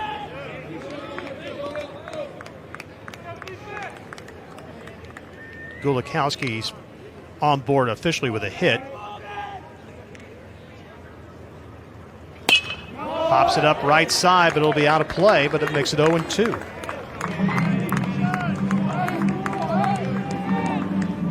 Askew's got himself in position now. He's gotten ahead with 2 strikes. It's just a matter of now hitting with your strikeout pitch.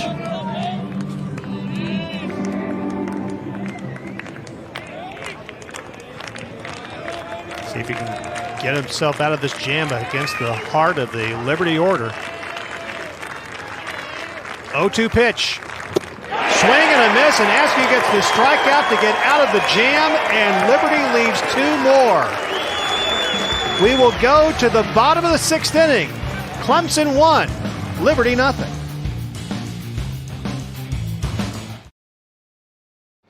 Bottom of the 6th inning, Clemson leading Liberty 1-0. If you look on your screen right now, you see that tiger paw that's just to the right of the scoreboard in pretty much center field. That's the back of that brand new softball stadium. And the Clemson softball team is playing right now, and they're having a fascinating game against Maryland. The Tigers lead it 17-0. They are in the 2nd inning. The Tigers have 17 runs on 16 hits. They've hit 2 grand slams in that game that's going on right now. If you watch the schedule a little bit, it's just one of 2 games that we're doing right now here from Clemson Video Productions, and that one started a little bit late, about an hour late today. But right now, Clemson leading in both games. They're up 1-0 in this one, as Bo Mikowski leading things off here in the 6th inning. I'm a little surprised seeing Skiro here. I thought they might go ahead and let him step out there, but they're giving him a chance to get back out. And if he has, I think, any trouble, I think you'll see they'll head to the bullpen. Pitch is at 71 now, as the ground ball goes to Wagner. Wagner to Bauman. There's 1 down. I think just like in Davis Sharp's situation, they'd like to see him get 80 pitches getting ready for a long season. So if he can have a quick one, they'd love to have it. Monty was talking this week about early on in the season that you think starters, especially from start 1 to start 2, can maybe add 10 to 15 pitches per start to get up to what your normal expectation would be. Here's Chad Ferry. He's 0 for 2. Lined out to left field, and he flew out to second. His first 2 trips up. Ground ball, nicely done by Bauman to knock it down. He throws it over to Skiro. Skiro gets the out, and there's 2 down. I think arm-wise you could throw longer, but when you're early in the season, why risk it when you need a lot of guys to be pitching anyways? You got to get relievers in, you got to get them ready, and there's going to be times where they're going to need rest later on. So now's the time to get people into kind of combat readiness. Drew Bauman's got a couple of really nice plays at first today. Yeah, that was an incredible play right there. And then, if you might remember it earlier, he ended an inning with basically running away from it. Reached out and pulled it in foul territory. So with 2 down, here's Sam Hall. Matter of fact, the last time up, he hit that pop fly that we saw Bauman chase down in foul territory with his back to it. Another fly ball here. Locklear calls everybody off, and it's a 1-2-3 inning for Liberty and Noah Skiro. 6th complete at Clemson. Tigers up on the Flames. It's 1-0. Well, you're always going to have a few footballs being tossed around at Clemson. You can see the kids playing on the side of the hill. They don't know it's 47 degrees out there. What was it when we were kids? We were always running around in short sleeves. You get older right now, we're all bundled up. I don't run around anywhere, hot, cold, anything anymore. Yeah. Maybe jog here and there. Oh. Top of the 7th inning, numbers 8, 9, and 1 hitters up for Liberty. Here's Drew Bauman lead things off. Keyshawn Askew working his 2nd inning of relief for the Tigers. Umpire saying, cut the music. Let's go. I don't know if he didn't like the song or just didn't want the background music. Hates that guy. Now, if they were playing Freebird, that might have been something else.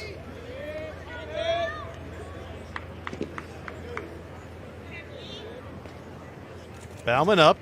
He struck out twice, once swinging and once looking, and takes a strike right there. It's 0-1. He finished last inning with that slider and struck out, and now he started with that. If he finds that one, things could get really good for him.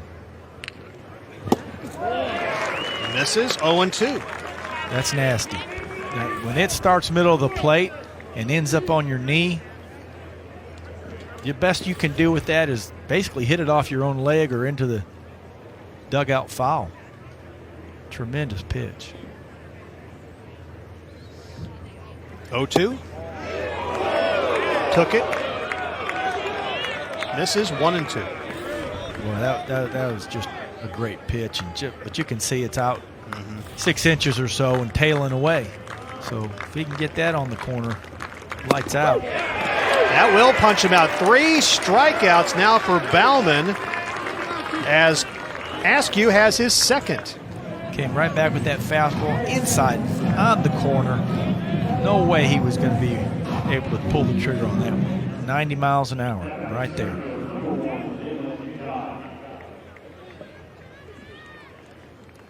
There's, see again, that delivery by Askew. So that brings up Jalen Guy. He is 0 for 2. He struck out swinging the last time up. That's at least the 2nd time that Keyshawn has thrown hard enough that he's lost his hat.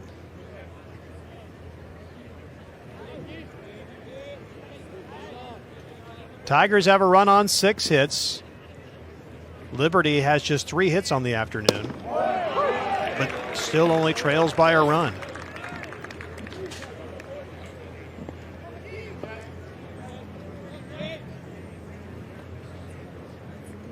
The 1-0.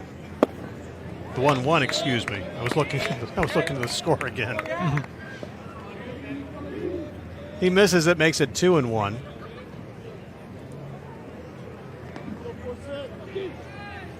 Gray Betts in the top of the order would be next. Takes a swing and a miss. It's 2-2.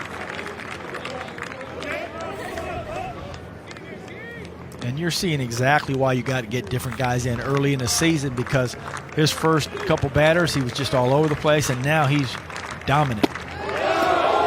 Inside. Doesn't get the call there. That makes it full at 3-2.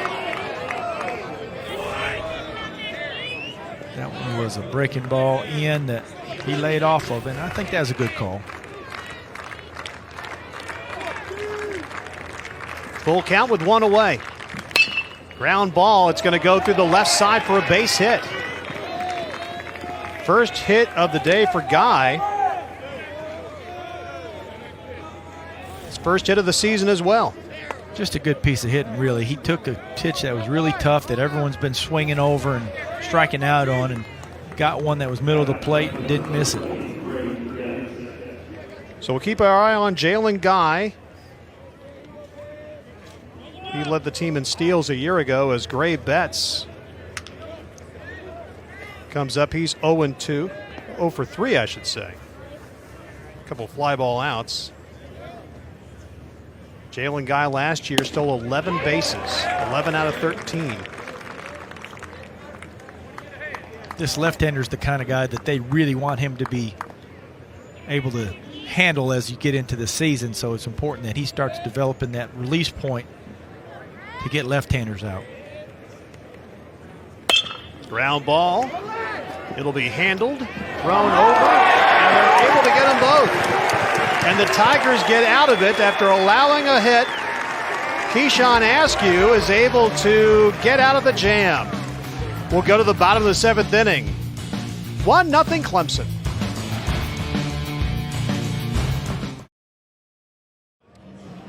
Bottom of the 7th inning, Clemson coming up with a 1-0 lead on Liberty, and the Flames have made a pitching change.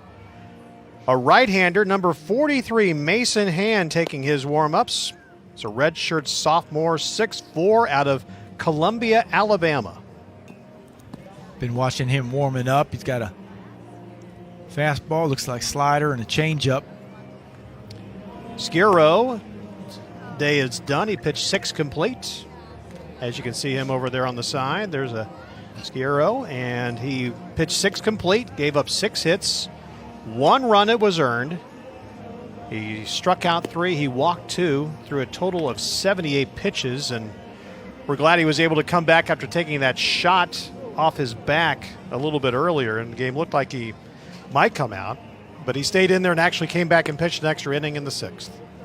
And really did a great job. I mean, he was attacking the strike zone. He had that 1 inning where he got walked 2, I think, and but the defense helped him get out of that, and for a whole package for a day out, that's a good start. 8, 9, and number 1 hitters up for the Tigers. Here's Dylan Brewer, looking for his first career hit, the freshman. He walked in the 3rd and struck out looking in the 5th.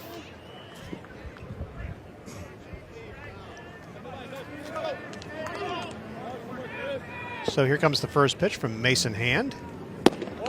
Misses low. It's 1-0.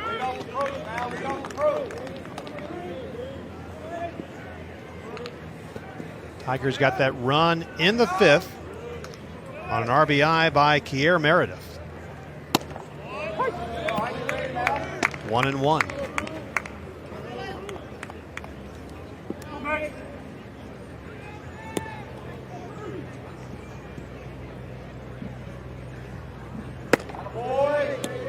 High, 2-1.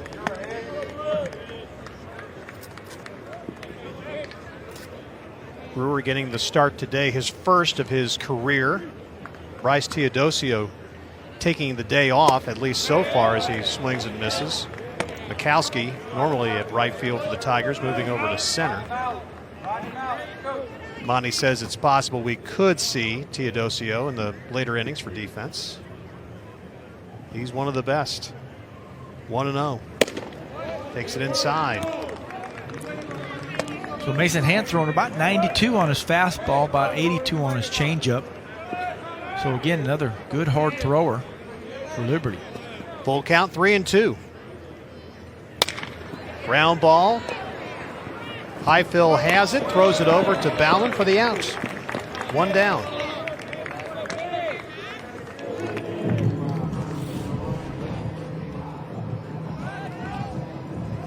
Just a protective swing right there, and an easy play for third baseman. Saw him with a good reaction there. There's a look at Ben Highfill at third. Brings up Max Starbuck. He grounded to second the first time up, got hit by a pitch.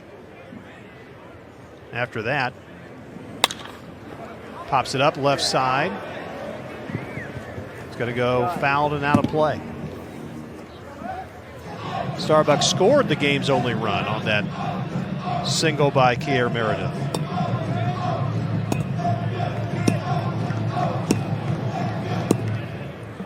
Got a couple of hits already, a couple of runs I should say, on 1 hit in the season.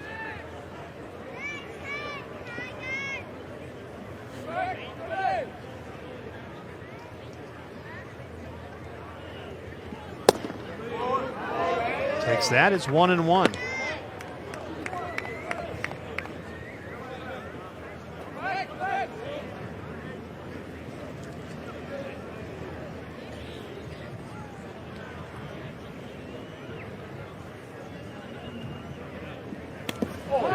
Gets hit by a pitch again. Second consecutive at-bat. He's been hit by a pitch and he's aboard again. He got grazed on the back the last time. We'll see where he gets hit this time. He stands close to the plate, and you're going to try and pitch hard and in on that to jam him. And twice now it's gotten away from him and actually caught a piece of him. Got hit on the back of his bicep. So with one down, a man aboard now, and here's Elijah Henderson. Henderson has reached all 3 times. He's got a couple of singles that sandwiched a walk in the third.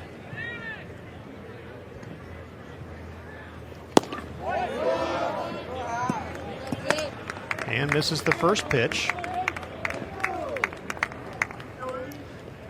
You see the mitten there. It's not because it's cold. That's their sliding mitt to protect their fingers and try and keep from injury as best as possible.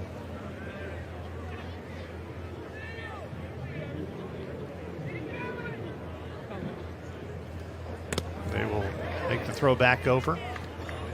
Keep an eye on Starbuck.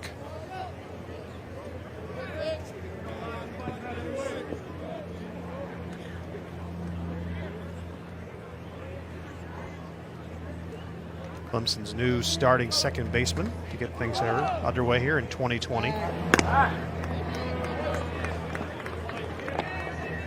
Tigers only have 2 players returning this year with experience starting a full season. Only 2 seniors on the entire roster.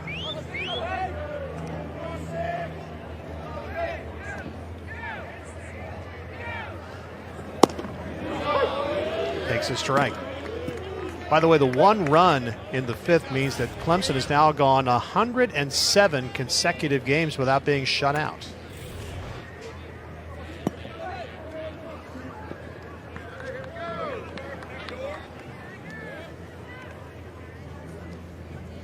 The 1-1 from Hand, but instead he'll throw over to keep a guy on Starbuck at first.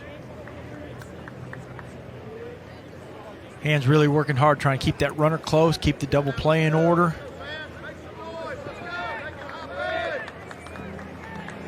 You can see in the Liberty bullpen. We've got another pitcher up. Runner is going, and Starbuck is in at second. Not sure if that was a hit and run or not, but he was gone on the swing. Gets in there standing up, so Starbuck with the stolen base puts himself in scoring position now. David Erickson is the pitcher up right now, warming up in the bullpen for Liberty.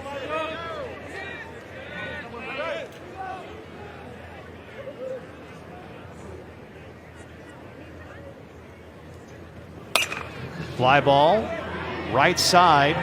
Bauman chasing after it. He's in foul territory, brings it in. Starbuck is on the move and will try to get into third. He comes in head first, and he's going to be out at third, and that will end the inning. So the Tigers got a runner to second, trying to get aggressive to get to third, but Starbuck gets thrown out, and the 7th is done. No runs across for the Tigers. We go to the 8th inning. 1-0 Clemson. Let's go back and show you how that inning ended. Drew Bauman has made some terrific plays so far in this game. He saved them a bunch of runs, and this winds up being a double play. Hard catch over his shoulder, and then a bullet throw dead on to get him at third. Starbuck was at second. They tried to get him over to third base. But again, Bauman's made some terrific plays and has helped keep Liberty in this game only down by a run. Tigers have made, by the way, a few position changes as Brandon Rohr, the number 2 hitter in the order, will lead things off. Teodosio has come into the ball game, and he is in center field. And Mikowski, I believe, has moved over to third. We'll check all that for you in a moment. Actually, Parker has moved over now to third. So you got Parker at third. Mikowski has moved over to right field. And there's Bryce Teodosio, the junior from Simpsonville, out of that Malden High School program, in center. And, of course, he's tremendous defensively.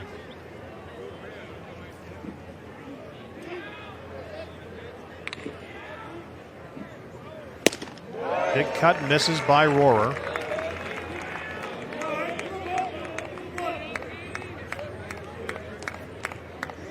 And there's Mikowski, who again slid over to right. They bring Teodosio into center field, and Dylan Brewer's day is done.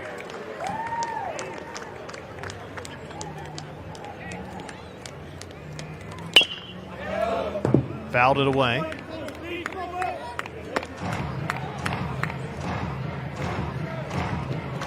They're right there at the third base spot. There is James Parker.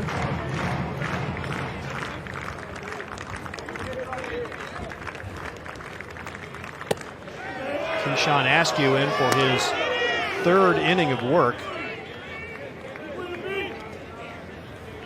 That's a breaking ball. He's got to really develop real good to get that strikeout on left-handed hitters. Hit with that. Fouled it out. They're going to call catcher interference, so that's going to put the leadoff man aboard. Let's see from the side. You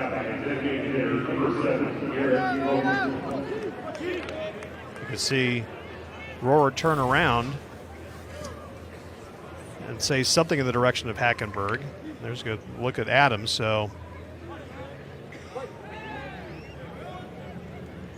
the tying run is now at first, and here's Garrett Wilkinson.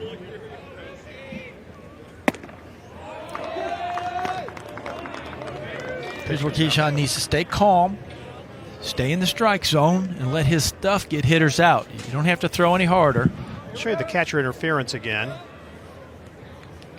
You can see that glove tip down.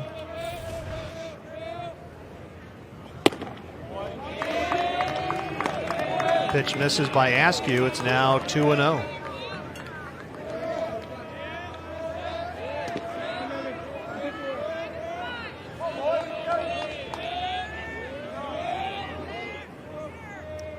Wilkinson, the DH, he has walked twice in the game. And he's one pitch away, one ball away from making it a third time.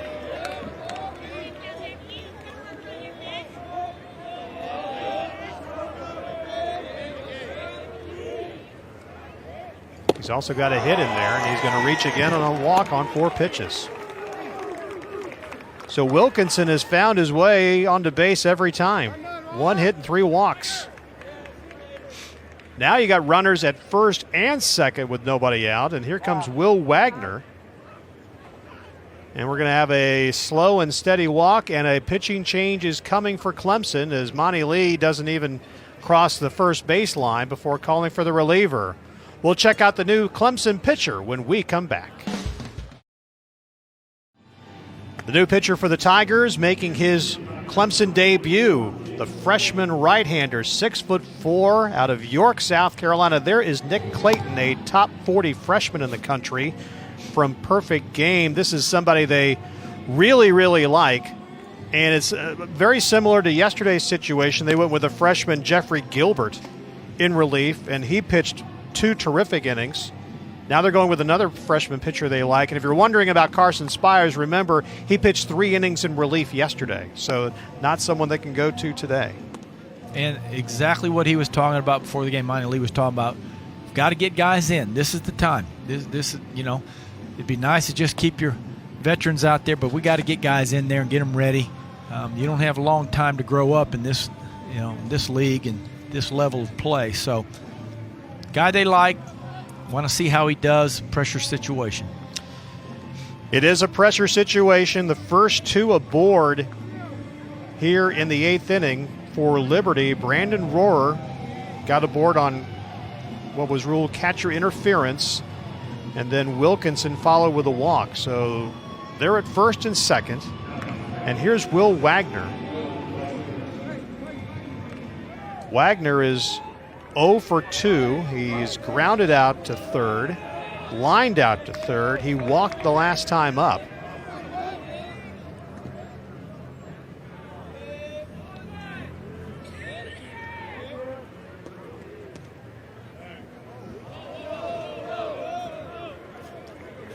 Just a quick check to see if you can find out if somebody's trying to bunch along and get runners in scoring position. Nothing was shown on it. Clayton's pitch. Got him to swing at that. Looked like a changeup to me, or a sinker. Surprised that they were swinging on that. Yeah.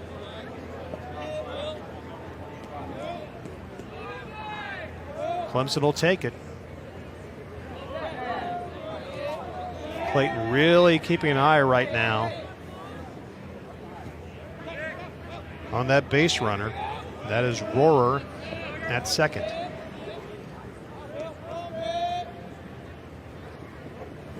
That one is the dirt's going to go back, and now both runners will advance. So now you've got runners at second and third. Wild pitch advances the runners. Now they got 2 guys in scoring position with nobody out. Hard to tell what he was throwing there. It was so short in the dirt, so couldn't really get the spin. Or so there is the tying run just 90 feet away. Clayton's pitch misses outside. It's 2-1. For those of you wondering, throwing about 87 right there.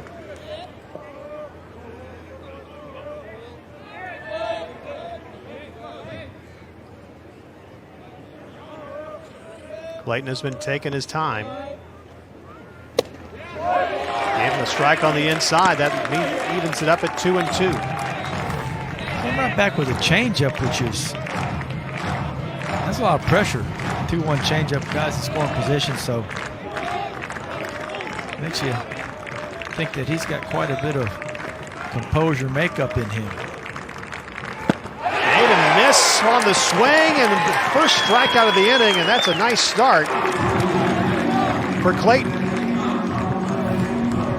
Came back with another changeup and could not lay off it. So Nick Clayton gets the first runner out after a wild pitch, gets the strikeout. He still has runners at second and third, but there's 1 out now, and here's Cam Locklear, who's 0 for 3.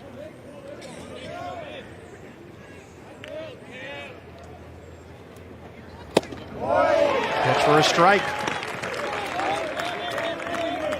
Little slider there, looked a little up and away, but umpire gave him a little break, and I'm sure he's ready to take advantage of that. The 0-1. Swing and a miss, 0-2. You know, you like this kid. You know he's a freshman. You know he's really talented, but you bring him into a tough situation against an NCAA tournament caliber team. That's a tough debut situation. Yeah, a lot of bad things can happen. You can think can happen, but so far he's handled it. Ground ball fouled away. It'll stay 0-2. And within a hitter and a half, he's thrown 3 different pitches. He's thrown the fastball, he's thrown a changeup, he's thrown a slider, and for the most part in the strike zone.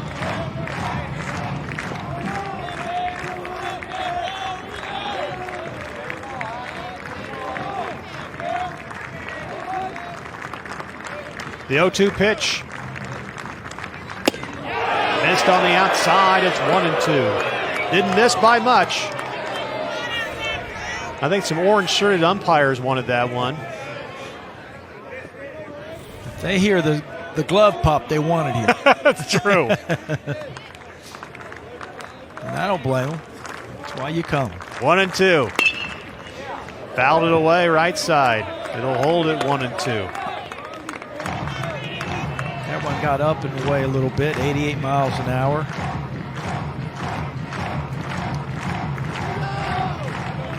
The Flames have struggled in this series with runners in scoring position, but they've got a chance to wipe that all out right now. 1-2 pitch. Just missed outside, and it's going to be even at 2-2. Came back with a changeup, but if that would have been middle of the plate, he swings. But because it was 2-3 inches off the corner, they just took it.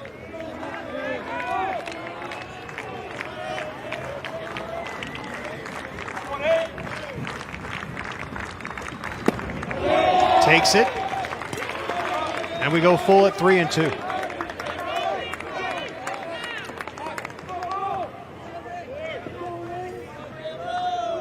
Got an open base. You can still challenge the hitter here with anything you like to throw, whatever your best pitch is.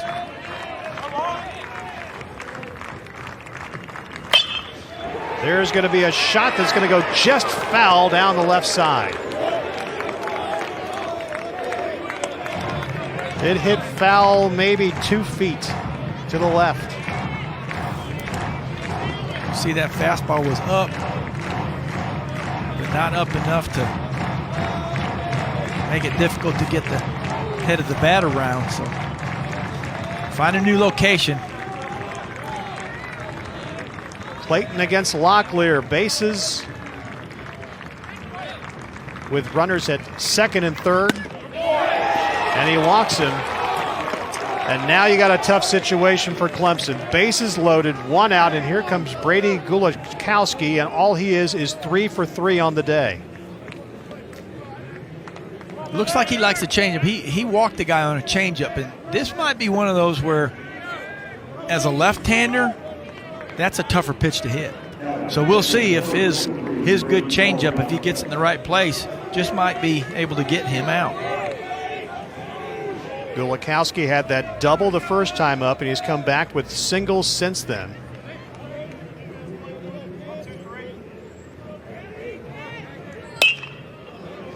There's a fly ball right field, but it will go foul into the Clemson bullpen.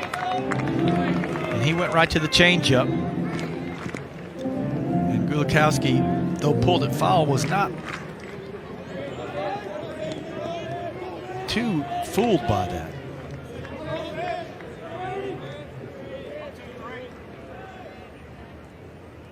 The 0-1. Made him swing and miss. It's 0-2.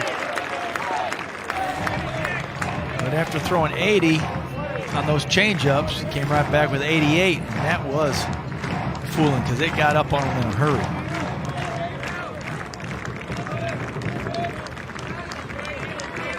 Clayton's 0-2 pitch. It's high.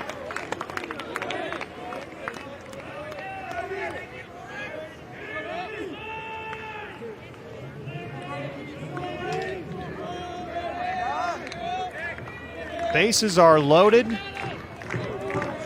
with 1 out. Fouled it again to the right side.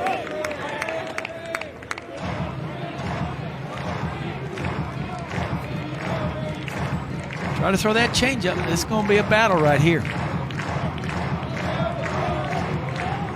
He needs to get it in a great location, down and away, and see him roll his hands over for a double play.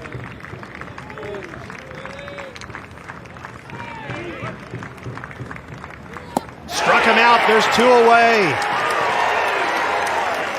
What a huge strikeout that was. First time any Clemson pitcher has been able to get Gulakowski out. Gave him the changeup. Finally won with it. And you know Monty Lee's got to be thrilled about that, to see that kind of composure in this situation for a kid that this is, just a freshman. So it's Ben Highfill up. Bases are loaded, but there's now 2 out. Highfill is 0 for 3 in the game.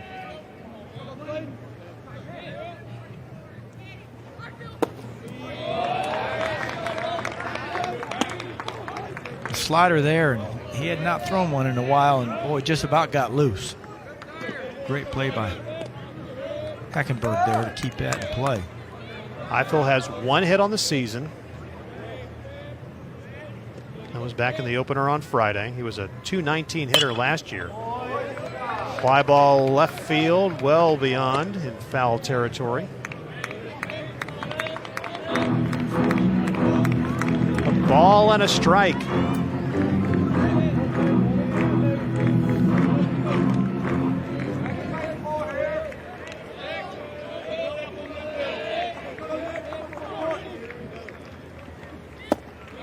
Missed outside, 2-1. Back to the changeup there.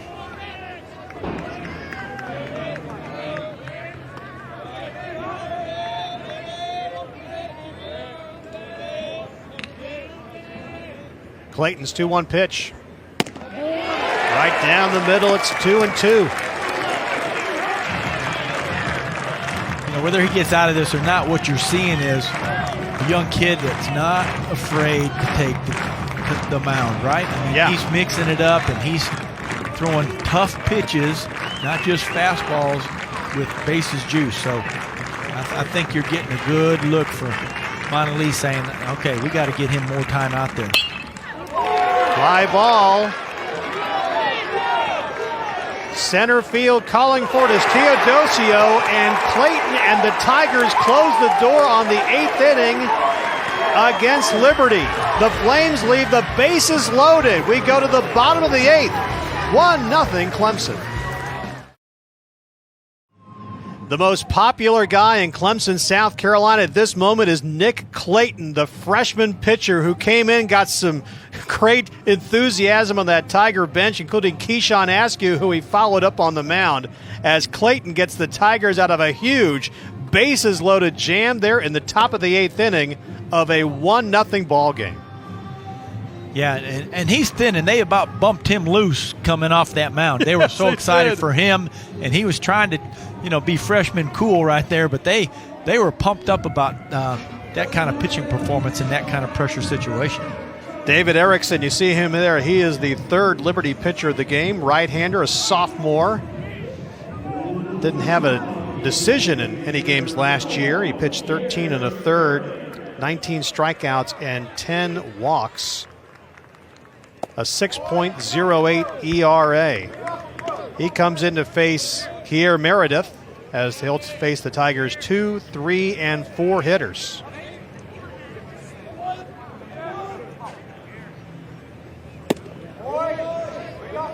This is it. It's 2-0. One other thought about Clayton. We were talking during the break. I think he came in with those freshman eyes, big as softballs. Threw a couple of shaky pitches, hit an ankle, but then kind of got, okay, it's baseball. And just sort of once he got a couple throws in him, really changed. Yeah, and that could have gone south easy for a freshman. It really could have. But what I was impressed with, and we talked a little bit in the break, that he looks comfortable throwing all his pitches. It's not like he has to try and mix in another pitch. He's used to doing that. Looks like his whole career. Strike taken. 3-1 is the count now on Meredith, who's got a couple of hits in the game. He has knocked in the game's only run. That was back in the 5th. Ground ball. Wagner has it. Throw to Bauman. There's one down. Now, I think he could have knocked in the other one had he not tripped and fallen, right? I mean, he had a bullet there as well, I think. So. He did, yes. If you remember earlier in the game, that was back in the 3rd. Dylan Brewer was rounding 3rd on a Meredith base hit, would have certainly scored, but got in the grass a little bit and lost his footing and wound up getting forced out at the plate. James Parker's up now. He's got a single. He'll sit back and take that ball from Erickson.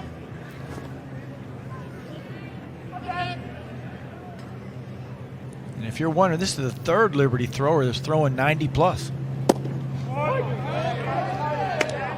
This is a good ball club. Very good. They are going to be the favorites once again in the A-Sun. Pretty good chance we'll be seeing them in the NCAA tournament again. They got a lot of solid players coming back and some stars as he fouls that one off on the left side.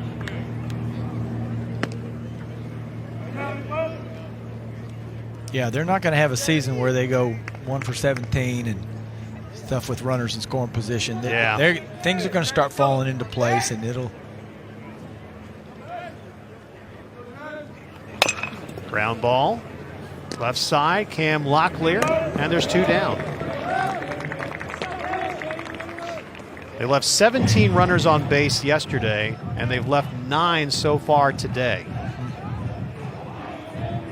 So with 2 down, here's Adam Hackenberg. Hackenberg has a single today. Also a strikeout and a ground out. Bo Mikowski on deck. Hackenberg takes a called strike.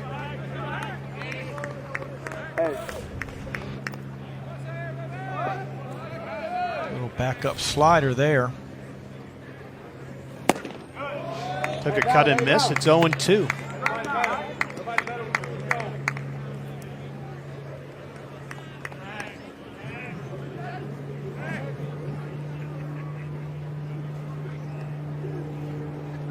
The 0-2 pitch. Missed it outside, 1-2.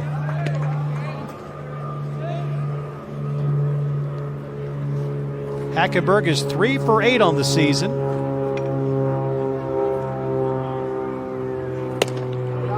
Pitch taken, missed, 2-2. Just 93 miles an hour on that pitch.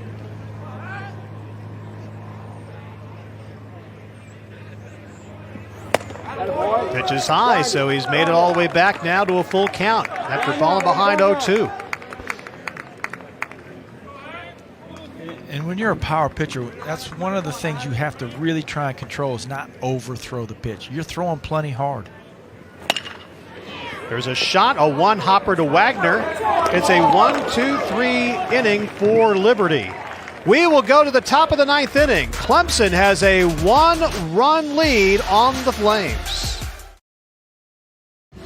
Nick Clayton will come in for a second inning of work to try to close things out for the Tigers with a 1-0 lead on Liberty, and he's facing this is still a stressful situation, but nothing like what he came in to deal with last inning. Came on with 2 aboard, eventually got the bases loaded, got a couple of strikeouts, and got out of it. When you're a freshman, everything's stressful at this level. However, obviously Monty Lee has a lot of confidence in him, and early in this season, they want to see him come through and be put in these types of situations. But I would not be surprised if it's a short leash. If things don't go as well early, that they're ready to go with somebody else as well. 8, 9, and 1 hitters are due up for Liberty, and Drew Bauman will lead things off. He has struck out all 3 times so far in the game. First pitch from Clayton is outside for a ball.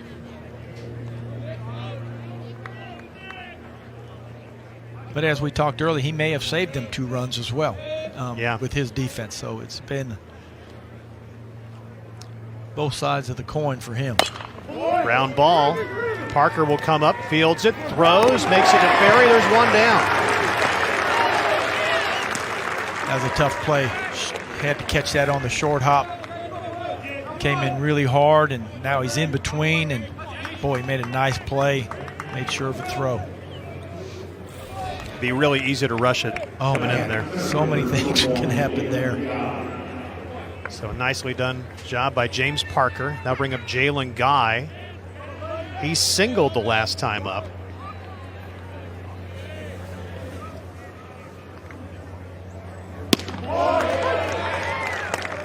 Strike right down the middle. Just a very confident look right now. Threw that fastball right on the corner. Another strike. 0-2. Threw that hard fastball, came right back with that changeup, and it's middle of the plate. However, you could see how fooled the hitter was and already was swinging before it got there. Missed on the outside. I'll make it 1-2.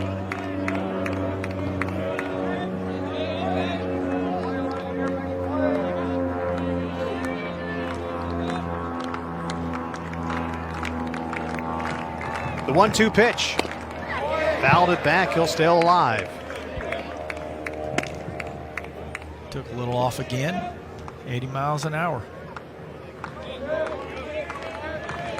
Kids at home, you don't have to throw 95 to get hitters out. You have to be able to mix it up and throw strikes. Fly ball. Charging in after it is Mikowski. Will drop in front of him for a base hit, so the tying run is aboard.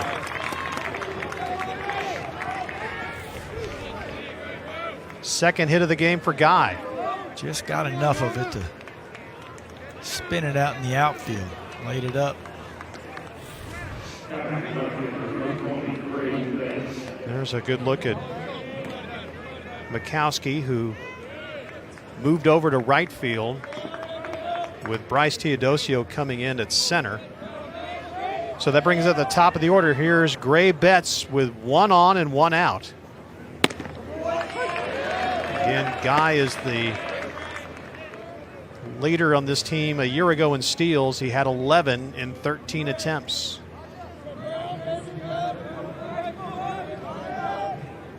Betts is 0 for 4. He's got a strikeout in there. Ground ball, but it's going to be fouled on the right side. I'm surprised they haven't tried to get him down to second on a steal. Just been so difficult for hits, and doesn't throw, as hard as others. The pitch, fouled away. It's now 0-2. Throws a lot of changeups, which gives you another split second to move towards second.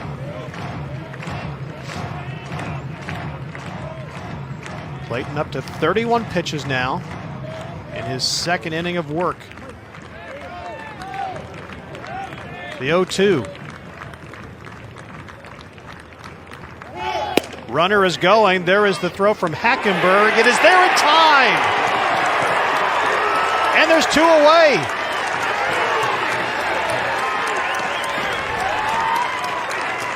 That pitch was actually looking pretty good.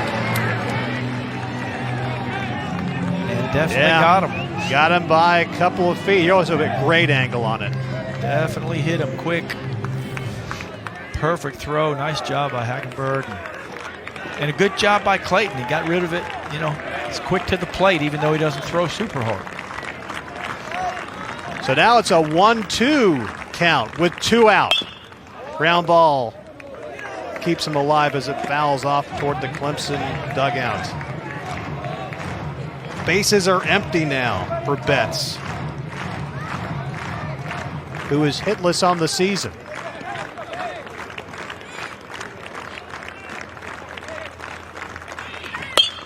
Ground ball right side. Ferry will take it himself, and this one belongs to the Clemson Tigers. Nick Clayton comes in, the freshman in relief, gets out of a bases-loaded jam in the 8th and comes in and gets the job done in the 9th. And the Tigers have now won this series. They will go for the sweep tomorrow.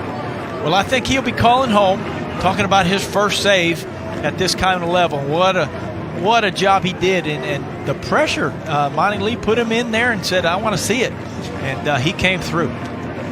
So Nick Clayton makes the trip from York to Clemson to play his college baseball, and I'm sure that he will remember his freshman debut. He was terrific in a game that the Tigers win by a count of 1-0. The only run of the game knocked in by Kier Meredith. So Clemson takes the first 2 games of this series. That's a freshman. And if I'd say maybe Trevor Lawrence is still the most popular guy in Clemson. But right now, at this moment, this guy is at least number 2, if not number 1. Yeah, I think people are thrilled to see, Gilbert come through yesterday and then another young guy today. You're a lot younger, but, man, it looks like you've refilled the stations and you're ready to go and just get better as the season goes.